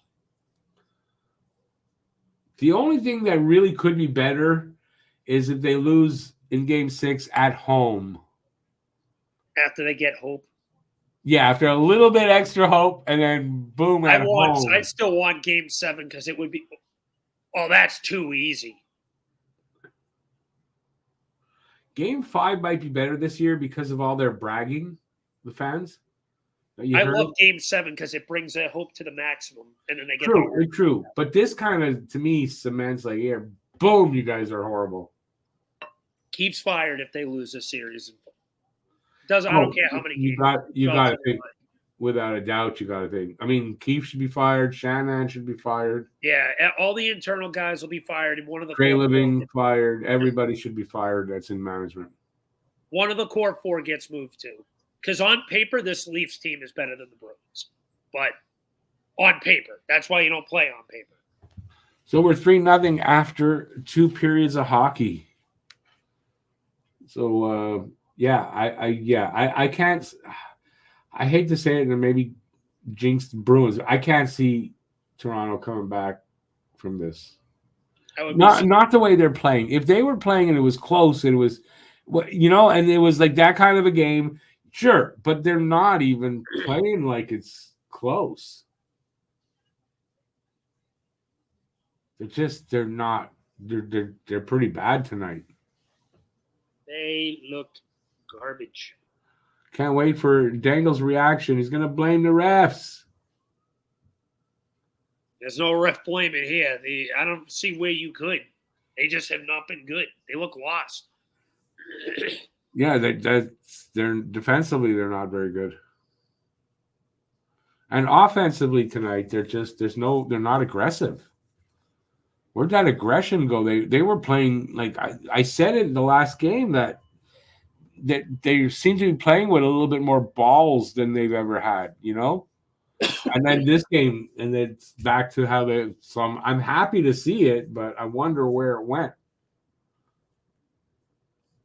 Part of you kind of wanted them to make it a little interesting, just so they had maximum hope before they crap their pants.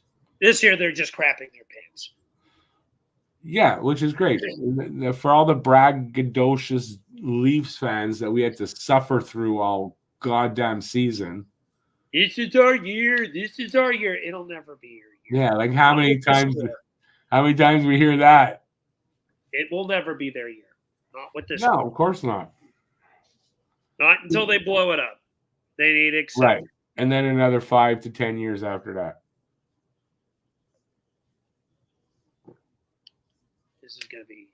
This is something they don't realize that they're probably gonna have to blow this team up. They're getting rid of one of the core four this year, I guarantee it. And I think Marner's the odd man out. If you can find a tanker. His contract's up when, though? I wonder. Next season. So 1 year left. So he's on an expiring contract. So, yeah.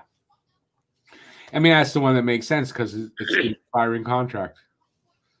And then what's he going to ask for? Do you really want to give him any? You know, he's got to take a pay cut, if anything, by $1 million or $2 million. Yeah, he'll probably be around like $9 million, I bet you. Yeah, that's what they're saying, $9 million. The thing is, he's got a no movement. So he could wait. He could say, no, I ain't moving. So they can't even trade him possibly. Well, true. They might actually lose him to free agency, like for nothing. He walks into free agency. It is possible. And wouldn't like if you're the GM that lets an asset like that walk into free agency, you are fired. I don't think Keith's definitely not making it out of this. And I don't think Shanahan does either. Well, Shanahan shouldn't. Like the first one that should drop is not Keith. If they get knocked out, Shanahan should be the first one to drop. I think they just get rid of both at the same time. If they're not, they got to drop Shanahan out first because I don't know, it's just weird if you let the guy that you're going to fire. Whoever the next guy is going to want his own coach. Yeah, no, they got to all go. You should do it all at one GM and everything, all gone. Even though Trey Living all gone. Unless you feel Trey Living didn't have an opportunity to do what he wanted to do there, and the new guy that comes in as president likes him, he's gone otherwise. But yeah, Keith has to be gone.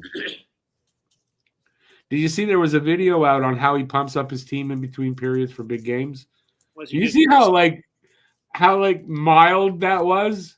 What a stupid, mean nothing speech. That's why I love Torts. He tells it how it is, and he's ballsy, and I love it. Either you give that kind of or you give a really good pump up like in Miracle. You know who has the best of those is Bruce Boudreau. Have you heard his? No, I don't think I ever have. His are funny. That's why I like them. They're funny. Yeah, he was a well-liked coach for most of his career anyway, till he lost the room. I'll tell you who I think's going to get fired too is Mike Sullivan. I think that's coming up as well. It depends on. You might be right. Maybe that's a move they figure. Maybe like the guy's a legend in Pittsburgh, but it's a shelf life. Well, maybe they figured that can extend their window a little bit. Bring a new coach, you get the coach's bump. They're so delusional. I want them to keep thinking that window's open because the longer they push this, the longer it's going to make them rebuild. Yeah, but they have to kind of push it till Sidney retires. They have to. That's the thing. They've already gone too far in with this. They can't back out. Right? Now. I mean, because they're not really going to trade him. Because then the fans are going to hate them no matter what they do after that. You can't really trade a guy like that. You're locked into Malkin. You're locked into Letang. You're locked into Crosby. And out of the three, Crosby's the only one still playing at a consistent high level. Yeah. Malkin and Letang can do it in spurts still. Carlson, a little more than those two. He's only 34. But Look at the ages. Letang's going to be 37. Crosby's going to be 37. Malkin's going to be 38. Like, you can't rely on that forever. No. You got to figure that window's closing quick. But it's already closed, in my opinion. You can't rebuild. Keep doing it. You can't rebuild with Crosby there. They don't have a choice. They're going to keep doing this, but Crosby's not They're going to patch it. They can't get a team around him. They're going to patch it till he retires. That's all they can do is give patchwork for the next 2 years or whatever. I hope they keep doing that because what they're going to deal with is very similar to what the Red Wings dealt with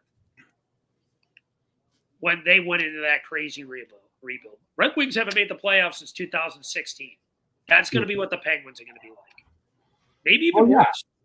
Well, yeah, but I mean, that's how you do it. You have to get those good draft picks. You got to finish low. You have to. Or you're going to be like the Habs for the last 30 years where you're just in the middle of the pack and never get anywhere. That's been us since 2012 or 13. Just that's air model of mediocrity. Yeah, that's what it has been for 30 years, basically. From that to the bottom, and now it's time for them to start rising. That's what happens. I mean, it's a circle of life in the NHL. Unless if you're Vegas, it can yap your way out of everything. But that'll catch up to them too. I know. That's more of just a joke in the heat of the moment. Excuse me. Henrik Lundqvist is such a handsome SOB. God, he's handsome. Is he on? Oh, where you're watching? What are you? I'm watching TNT. Well, TBS technically. I unfortunately have Sportsnet. I've got Sportsnet, unfortunately. I got Lundqvist. I got Biz, who is probably crying internally right now, and it's hilarious. He should, because him too, big loudmouth schnook. I hope he gets his. He's a Leafs honk. You know, I've told him a few times, man. You got Leaf dick in your mouth, man. He's got Leafitis. Did he ever play for them? He played for the Yotes, I think. The Yotes, mostly for the Yotes. Yeah. But he never played for the Leafs, even for like a season? He may have. I don't know. I don't think so. But I guess he's from Toronto area, though. That's probably why. When you think a guy like that, year in, year out, at some point you're not bragging like that. But he's also in entertainment, sports entertainment, so it's a role he's playing. Oh, for sure. I wonder if off air you could get him to say, "Yeah, I don't really think they're going to win." Sure, to an extent, he's probably like, "It's a work. I know they suck." Right. It's for spitting chiclets. He has to kind of be like that. Plus, he likes the money he gets when they have him on the panels. Oh, for sure.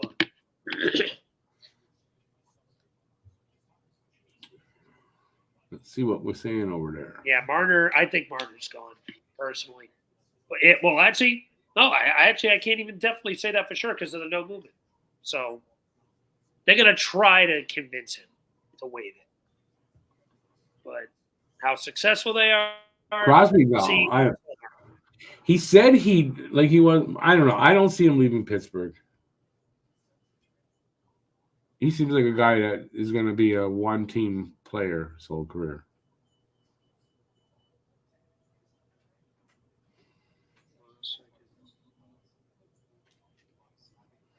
Aiken, I've been saying that about Domi. He's pretty like an asshole now. And tonight, doing nothing. I can't believe it. Like, none of them can get any. Oh, I shouldn't say can't believe. I can believe, but I thought it would be different this year, Alex. What happened? The Leafs, I thought, come on. Everybody said it would be different this year. The only thing that's different is the series isn't going to end in 7 like I thought. It's going to end in 5. Probably. I got to think if they win tonight, Bruins, I mean, I don't see how Toronto. That's a mental dick punch. Losing both. Yeah. If the Leafs lost both in Boston, but at least split it home, I could have seen them maybe pulling another game out. I can't see them winning. No, either way. Sorry, no. They needed to win one in Boston, and both, in my opinion, needed to be both. And then it would be even better when they were up 3-1 and lose the series in 7.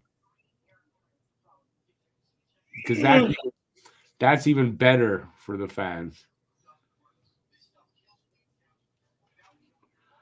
Claude Lemieux won. Wait, what is that? Claude Zemus won. Conn Smythe with New York. Okay, Claude Lemieux won the Conn Smythe with the Devils. Don't forget. Yes, that was a long time ago, man. Someone just tweeted JVR is going to be responsible for breaking up the Leaf score. JVR. Oh my God! Got beat by a pigeon. Yeah. That's one of my favorite chirps of all time. I don't know if you heard that. When the Flyers played the Leafs in 2014's home opener, Claude Giroux skates up to JVR and just goes, "Fucking pigeon!" Just starts making pigeon noises at him. At who? At JVR. Giroux went up to JVR and called him a pigeon, and he just started chirping like one. 2014, where was JVR playing? He was in Toronto at that point. The Flyers traded right. Toronto for Luke Shen. Yeah, I remember. He's talking about Claude Lemieux anyway, not Giroux. Yeah, no, Claude Giroux. He won the...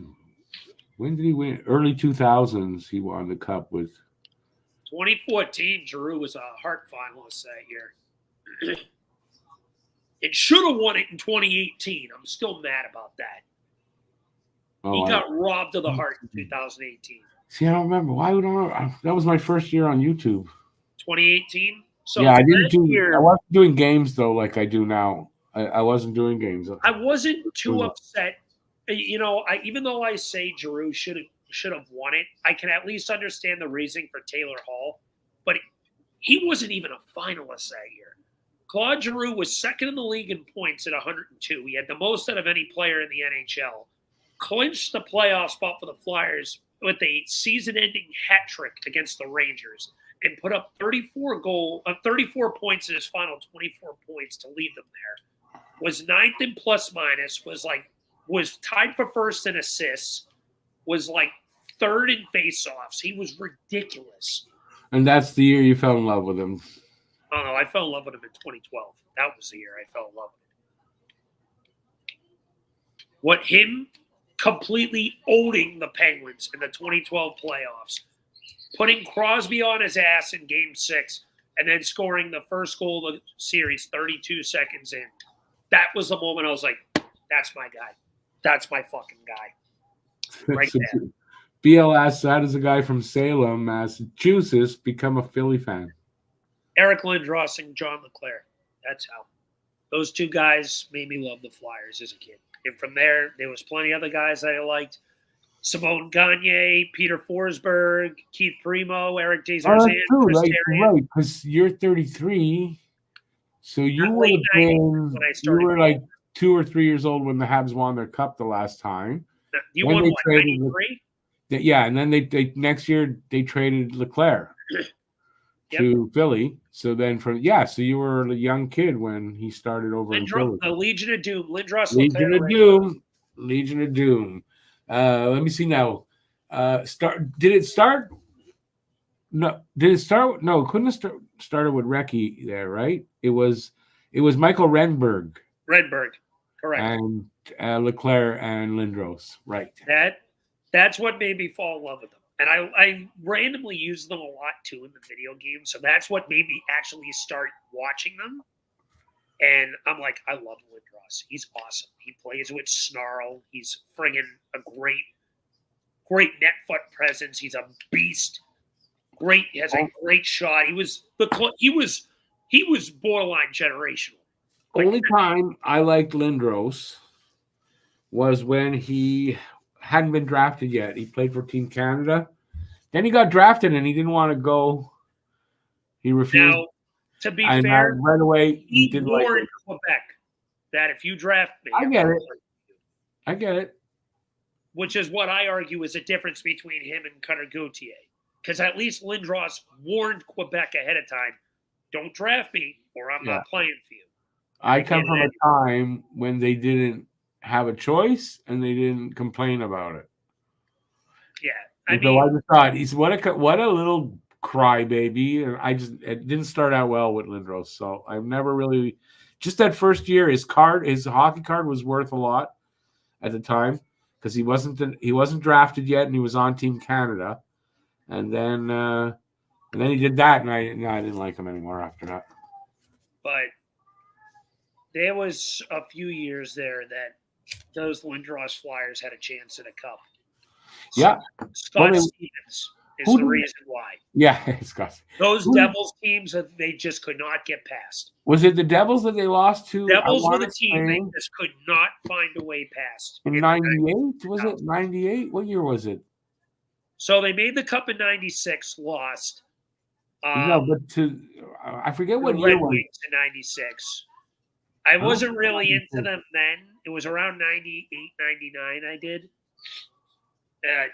I think 01, I want to say it was, when that really changed everything. They just could not get past the Devils. And then 04 against the Lightning, that was the real cup. Because if they got by Tampa, I knew they were going to beat Calgary. I'm pretty sure it's back in the 90s. They lost the cup in the finals. Then he won an award, and his speech at the awards was like, "No, don't worry, it won't be the last time we're there." Whatever. That year, I'm talking about. I think it was 98, wasn't it? 98? I think it was 98. 98 or 99. It was one of the two. I think 98 because 99 was Dallas. I believe Brett Dallas Hull toe in the crease goal against Buffalo. Dallas won 99. 97 was Detroit. 98 was the No, was it the Devils 98? I don't know. Devils, I know, were 03. Oh, 95. I'm missing their third one. Goalie change for Toronto. Oh, what a shock. Maybe a little late, but gotta try something. Better late than never. They're only down by 3.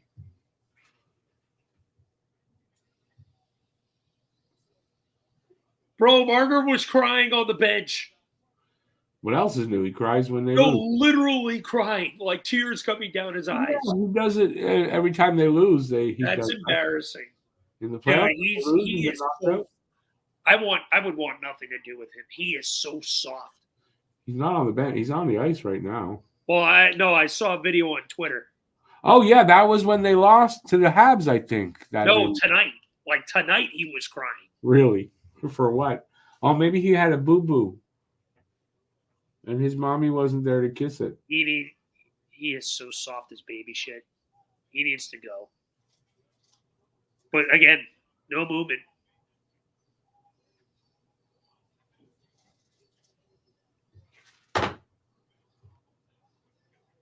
Well, you got to figure this period, man. If Toronto doesn't come out and play, I think they will, but with intensity and with with pace, aggressive. I don't know, because they got no choice. They're down 3-0. They got to play all out, but then they could open themselves up defensively. They're gonna have to. Who do they have in net now? Wall? Yeah. I would have started him from the get-go. Probably should have.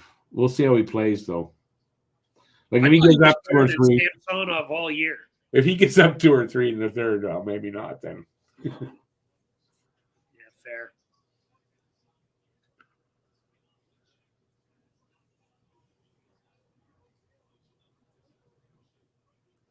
How could Cam be at his grandfather's birthday missing this?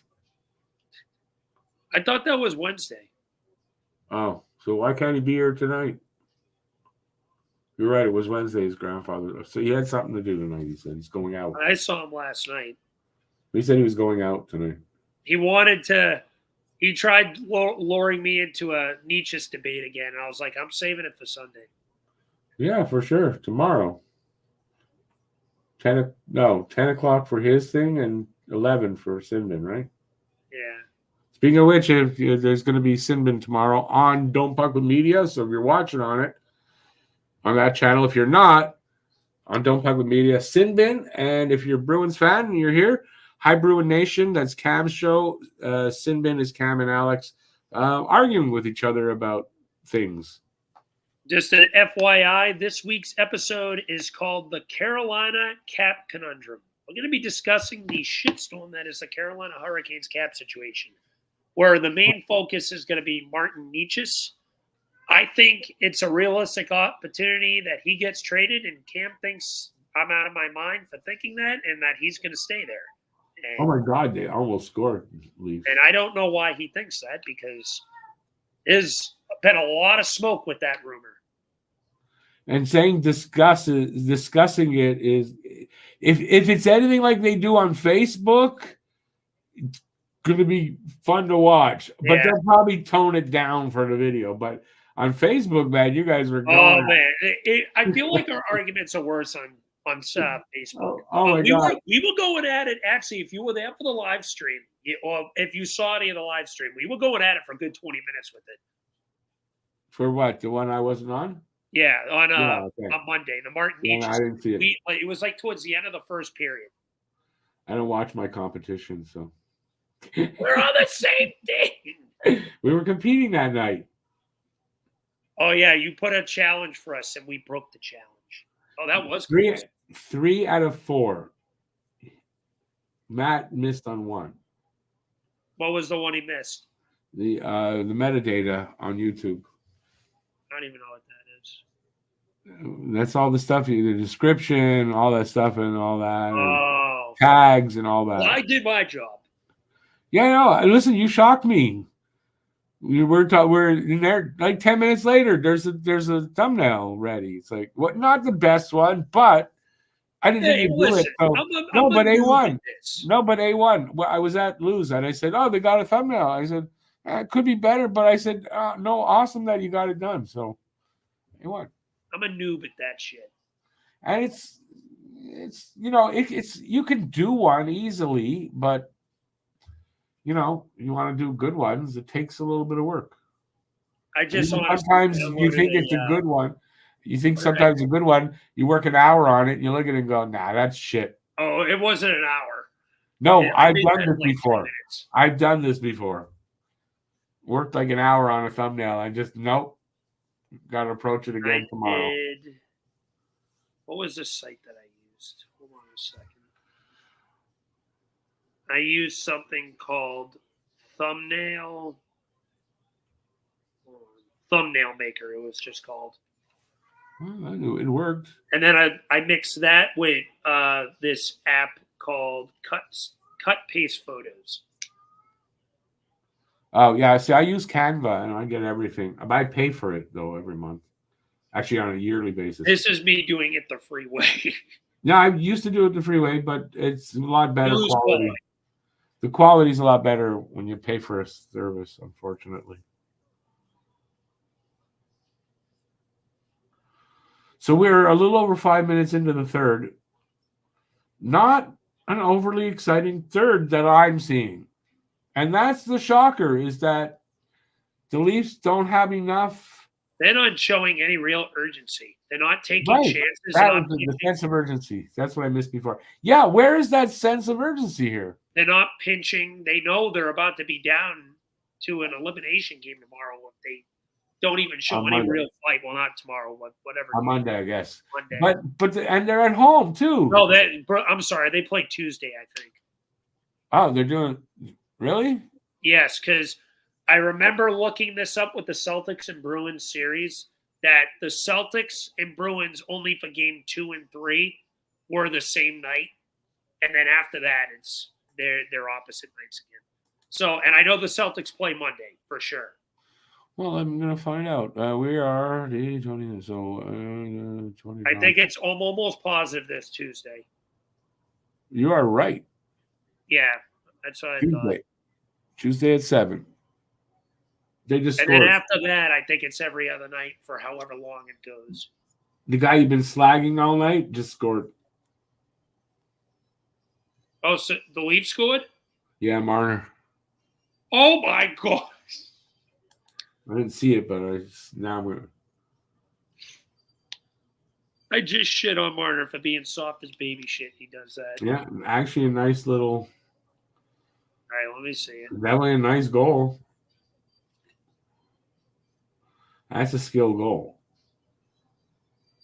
Is it too little, too late though? We'll see. Or if you got it to 2 with about 14 minutes left, there's still time. Yeah, no. I said, is it too little, too late, or is there enough time for them to get back? There should be enough time. 14 minutes left.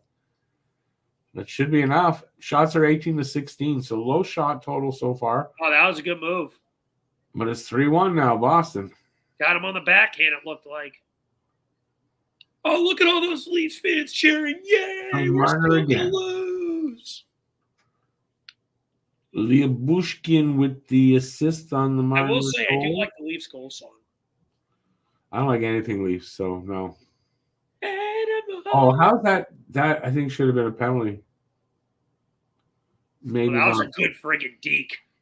Who did he deke out of his shoes there? Was that McAvoy?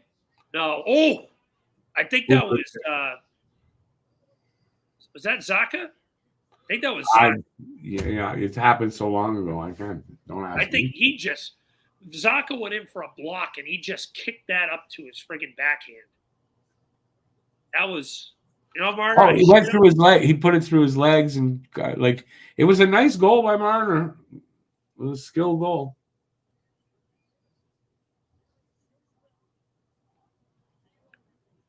Biz just ejaculated somewhere. Probably, yeah. If he was on air, you heard him go, oh. Oh, here's a bit for DeBrusque. And he fall down and go boom.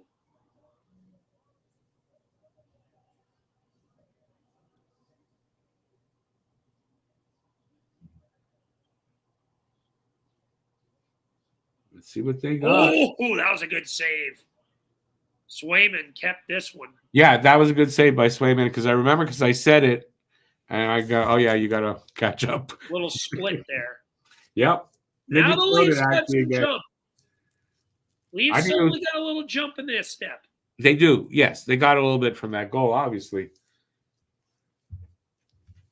And but Swayman, good move. A smart move for them to go with Swayman, not Allmark. No, I agree. I will say this, though. If they do lose, that somehow the Bruins end up choking this away.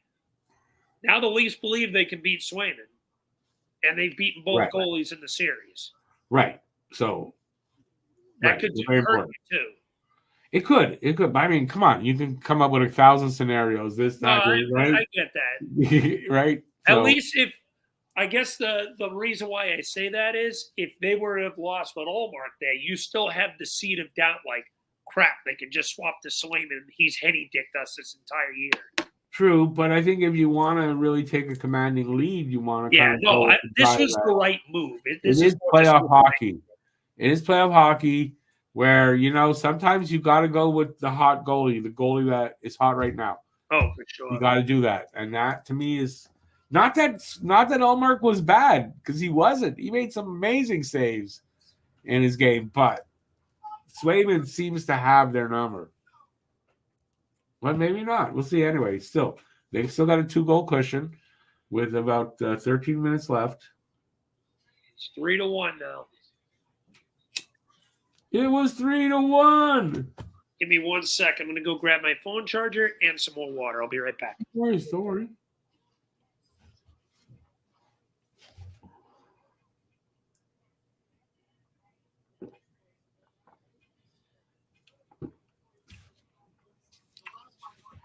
Oh, Matthews will not return tonight. Really? Yep. What, he bruised his vagina? I didn't hear. It's just something they're showing up there. If they explained it, I can't hear. That's huge. That's huge. You know he's hurt if he's missed. That's huge. And maybe that's why you didn't really notice him tonight. Oh, yeah. At least they're screwed.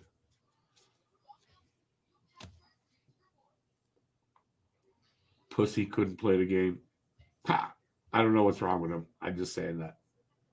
That's huge. What do you guys think? I'm sorry, you guys in the chat, but Alex and I both like to talk a lot, really. It's not blaming this only on Alex because I like to, and that's what you're getting here. So, yeah, blame it on both of us. We like to chat. We're both. Joe Sacco's got a bald spot that you can shine a light off of. Holy crap. Who? Joe Sacco? The friggin' Bruins assistant coach they just showed on TNT. Yeah, I got a bald That dude's got a helicopter pad. Yeah, but it's a little different. You're a little bit older than Sacco. Mine started like that, though. Listen, Rick, I'm 32. Look at my crap. Yeah, that's male pattern balding. If you've ever heard the term, that's what that is. I don't know if I'll ever get fully bald because the way my dad, it's similar to my dad, where he just has like light hair at the top. You get your hair though from your mom. Oh yeah, and kind of proof of that. Very thick, but it's proof of that is kind of like mine is just like my grandfather on my mom's side. My dad's hair, he started losing hair when he was young, but then it stopped, and then the rest of his life never lost another freaking hair. I hope that happens with me. So it's definitely not how I was, but my grandfather on my mom's side, that's what, yeah. And I think my grandfather, my dad's father was a lot like that too. Anyway. That was a good save by Wall there on that 1T.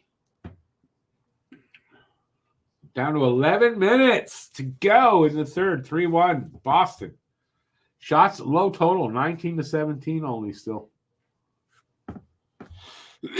So are the defenses playing better or must be, right? I think it's a little bit at that the Leafs are playing better and the Bruins are playing a little too loose.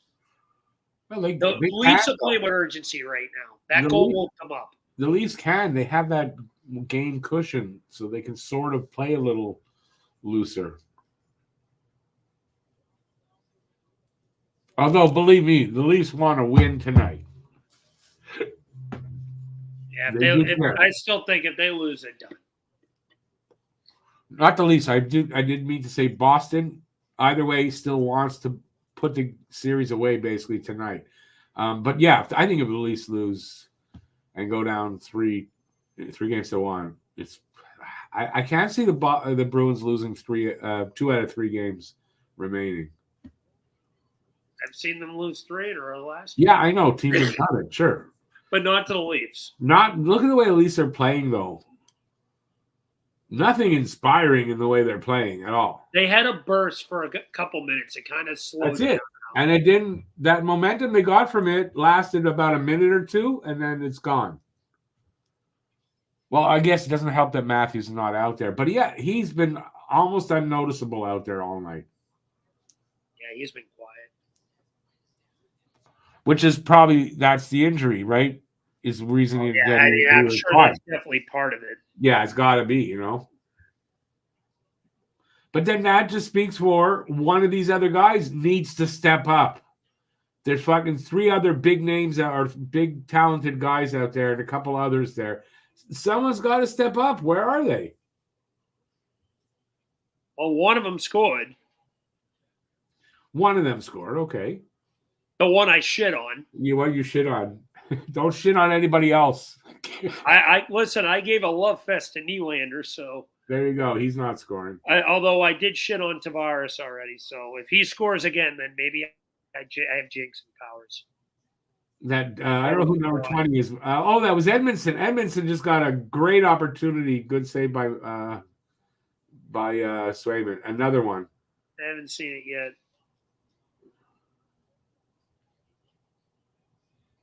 Riley's not happy, but whatever just happened.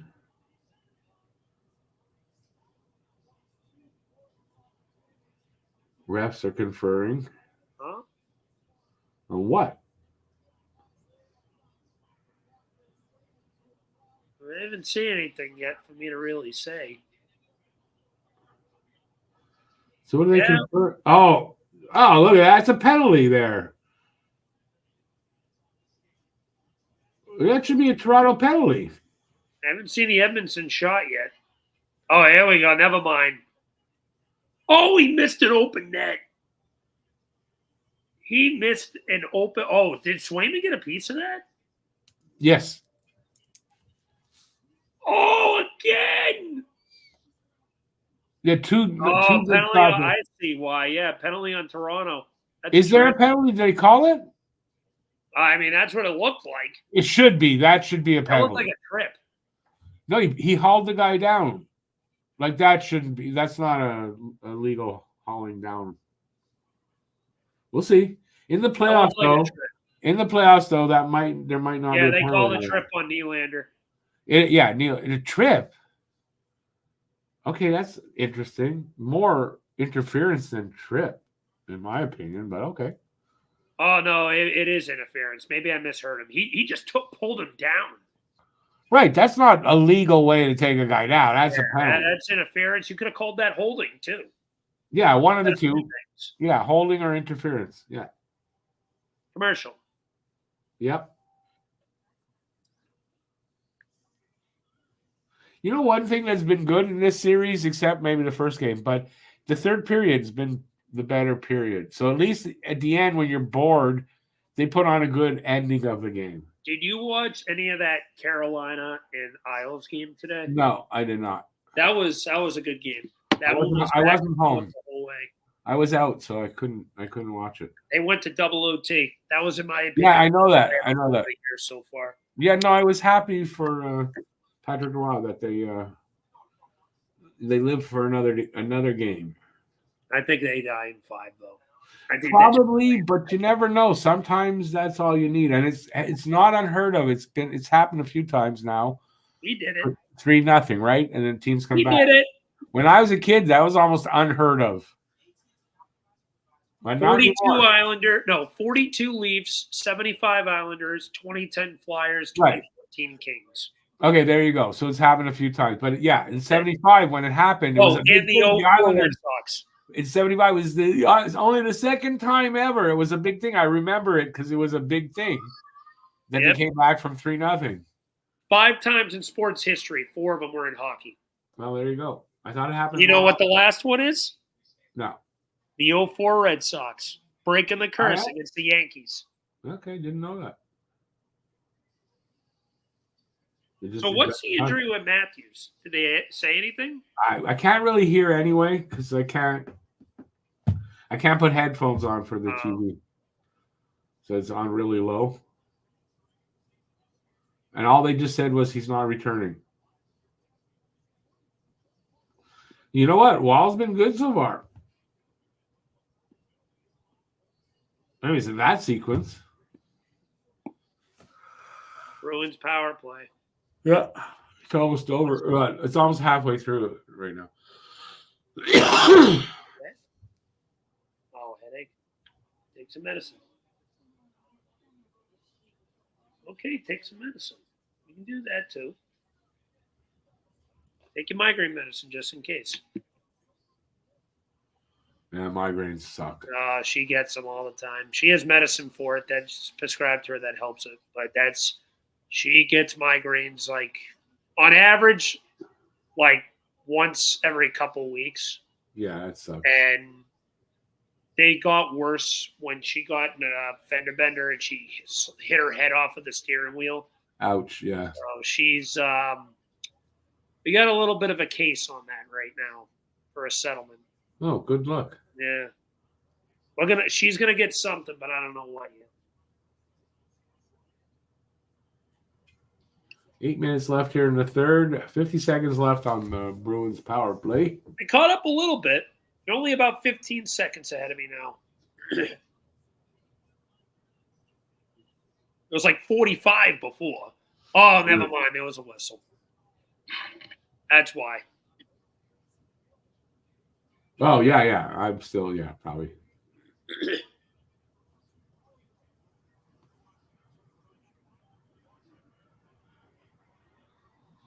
Someone tweeted out, Brad Marchand's puppet mastery of the Leafs is something that should be studied.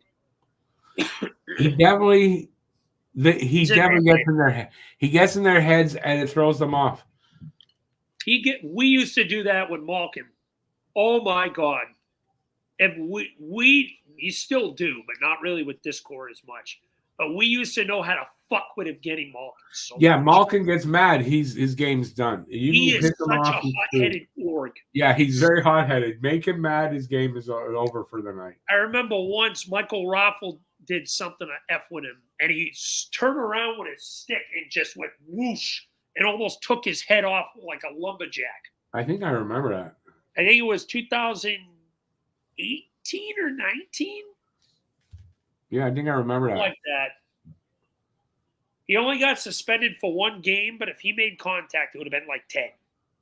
He missed him. That's why he only got one. Yeah. And now Trouba does it. All kinds of guys do it. Yep. Did you see the Rempe hit on? I don't remember on. Yeah, who. it was dirty. It's hard to give him the benefit of the doubt after that. Nah, he left his feet, hit the head first. I mean, come on. Yeah, all sorts of dirty on that. Like, I told Cam this. He got the benefit of the doubt on that first suspension for me. He can't get it anymore. No. Now is when you look at it and say, bro, you're a big dude. You're starting to look like a clown doing this all the time. Stop doing this to yourself. Penalty to Bruins. Oh, that Leafs got to score on this then. That looked like a dive to me, though. Let me know what you think when you see it. All right. Is Ben? I don't know. I mean, it would look like one of those things where you look at it and that looked like nothing happened and he got hurt. I haven't seen it yet. I don't see why the penalty though. Like I said, I'm like 45 seconds behind you. No, I get it. One of the Bruins rides him into the boards, but I don't think it was a penalty. And then he got hurt. It didn't look bad. Good save. I feel like he lost his footing. I don't know if he dove, but I feel like he lost his footing. But, I mean, it didn't look like a penalty. That is kind of a weird – what are they calling on that? Boarding? I don't know. I didn't see the announcement, just that they called it a penalty, and then they cut to commercial. That's the only thing I could think of. Maybe they thought he could let up, and he slammed him while he was on his knees. I don't know. It just didn't. He hit the board. He lost his footing. And he hit the board. It didn't look bad. I agree. That's a bad call. It looked like he just lost his footing. He didn't even hit the boards. It didn't look like hard, and then he's got hurt. Like I don't even think he finished the hit. It looked like either. That just looks like he lost his footing. I don't think he dove, but he lost his footing. That shouldn't have been a penalty, regardless. Yeah, I don't think that was a penalty. Well, the Leafs get an opportunity here. Not a lot of time, though. Now they're running out of time. Like even if they score, they have to score on this. Even if they do, they're still running out of time. It's like 6.5 minutes left on my screen. They're just in commercial right now. He ran out of Depends. That's Joseph. That's why Matthews left. He was on his last diaper. That explains it. And he filled it. I can't come back out. They have Labushkin on their first pairing. Holy crap. No wonder why the Leafs are getting dicked. Oh, yeah. No, their defense, I don't know. They adjusted the defense for the better. I don't know. If Labushkin's on your first pairing, that's a problem in a bad way. That guy's a career third pairing. Did that to bring in? Didn't they do that to bring Giordano back in? Giordano's not even in, I don't think. I thought he was back in tonight. Is he? Maybe he didn't come in. I didn't catch that if he did, but I haven't even heard his name. Oh, they called a slash. Yeah, I thought Giordano. Let me see. It was a slash? That was a slash? Hold on a sec. I didn't think that was. Oh, I see it. You see it? He slashed his leg? I don't know why Pasternak's going. It looked like DeBrus slashed him. Unless if I'm blind and missing that. Anyways, they're on the power play. Whatever. They called a slash, though. That's 5:23 left here in the third. Face off just outside the Boston line. Marner dropped his stick right on the face-off. You're a face-off behind me because he didn't do it on this one. Can the Leafs get a goal here? They really have to. They're not going to. Under 5 to go in the third as well, so in regulation. Leafs need 2 goals. Listen to this shit. Someone commented, so is Marner going to Los Angeles and Vegas? And someone comments, I can hear Stone's other spleen bursting from here. Bro, that's fucking cold but accurate. The next season, there you go. Oh God, my other spleen. Sorry, you only have one spleen. You only have one, yeah. So, well, it was only lacerated this year. Next year, it's going to explode. Yeah. It's going to say he blew up. He's going to say next year that he had his appendix explode. He's having a spleen transfusion. I think you can live without your spleen, though. You can. My grandmother had hers taken. No, wait, no. She had a gallbladder taken out. I lied. It wasn't her spleen. I think the spleen. I'm not sure, but I think you can. Maybe I'm wrong. I'm not a doctor. I'm not a doctor. Gallbladder. Damn it, Jim. I'm not a doctor. Power play is done. You are 56 seconds ahead of me, that means. Wow. 1 second.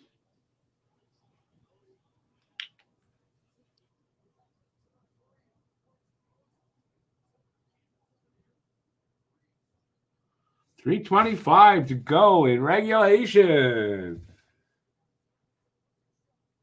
Boston about to go up 3-1 on the Leafs, taking both games in Toronto. That means Toronto is now 1 for 14 on the power play this series.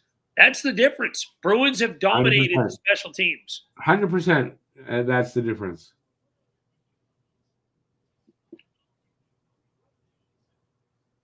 You got to believe if they were scoring power play goals, this series at worst is tied.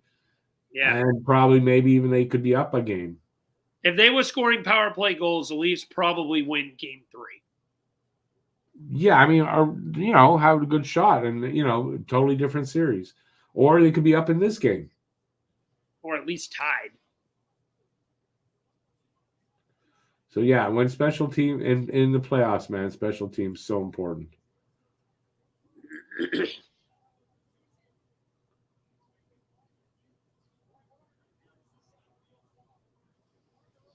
What do you got left for time? 2:15. Oh, yeah, that blocked.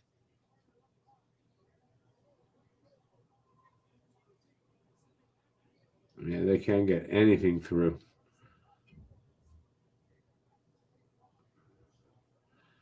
Desperate Leafs. Trying to come back without their star. Without their biggest star. And quite frankly, honestly, there's nobody able to step up.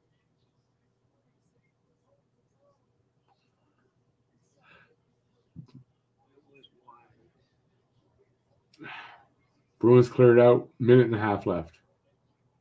Icing.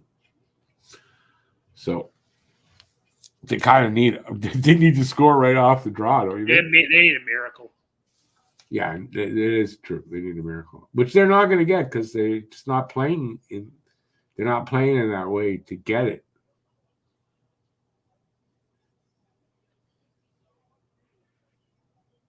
Yeah, I got 2 minutes left on mine, and taking your word for it, if there's only a minute left, they are probably porked at this point. He hurt his Joe. Is that Matthew? Oh, you're making a joke. Oh, his stick snapped on the one-timer. Oh, yeah, was he pissed? Riley, right? Riley. Yeah, Riley was pissed.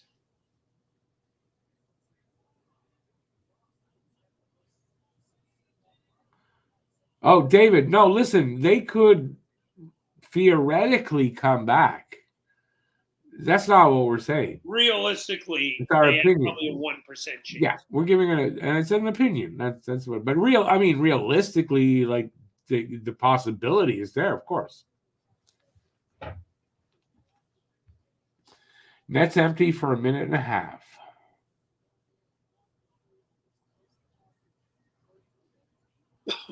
Breaking news, says Joe, Habs going 8 defensemen and 10 forwards next year. Yeah. I don't think you can. Unless you're using defensemen at forward, I don't think you can do that. The Flyers, the game I went to in Tampa, ended up going 13 forwards and 5 defensemen. That was the weirdest thing I've ever seen. That happens the odd time, but I never heard of 8 defensemen, 10 forwards. I've seen 11-7, and that was the first time I've ever seen 13 and 5. Yeah, but that's because of the cap. They couldn't bring guys up. Yeah. Well, the reason why it was weird because the Flyers sent down, I think it was both Ginning and Adder, if not both of them, and they anticipated Zamula being back that night, and Zamula ended up getting food poisoning. Oh, that's why then. That's why. So, and since they already brought the guys down, it was too late to bring them up. Yeah, you couldn't bring them up. Yeah, that could happen. Just walked. Which is why it's great here in Laval with a team that close. That they could have gotten a player. Well, here. Phillies is close, but they were in Tampa Bay that night. Oh yeah. So there was no way they could make it work. Yeah, that happens. Rarely, but it happens. 23 seconds. Oh man, they almost scored an empty netter. 18.6 left, and it's an icing call. So one face-off in the offensive zone for the Leafs, and they need 2 goals. I'm sure that'll go well. I mean, if I was just watching this game for myself, I'd probably turn it off at this point. It's not. Like I gotta do it right to the last second.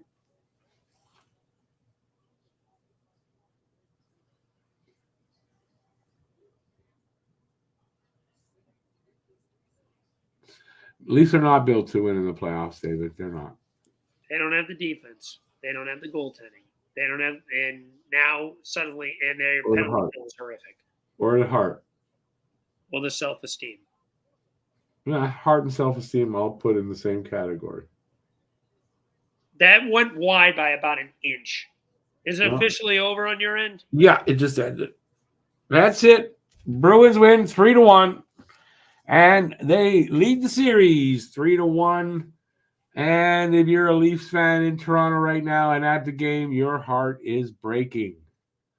I don't feel bad about that. Every year. I don't feel bad about that for some reason. So, but for the good Leafs fans out there, and Zachary, who was here earlier, yeah, I feel for you. But you guys are normal, and you know that your team sucks. So there you go. Bad defense since 68. Okay, yeah, and tonight too. And the coaching. Yeah, no, it just sucks if you're a Leafs fan. But I'm happy that this I get memes in about 3 days. So that's a win to me. Yeah. Brand new batch of Leaf memes are coming in. Yeah. You got to think that Tuesday, that's going to be a difficult.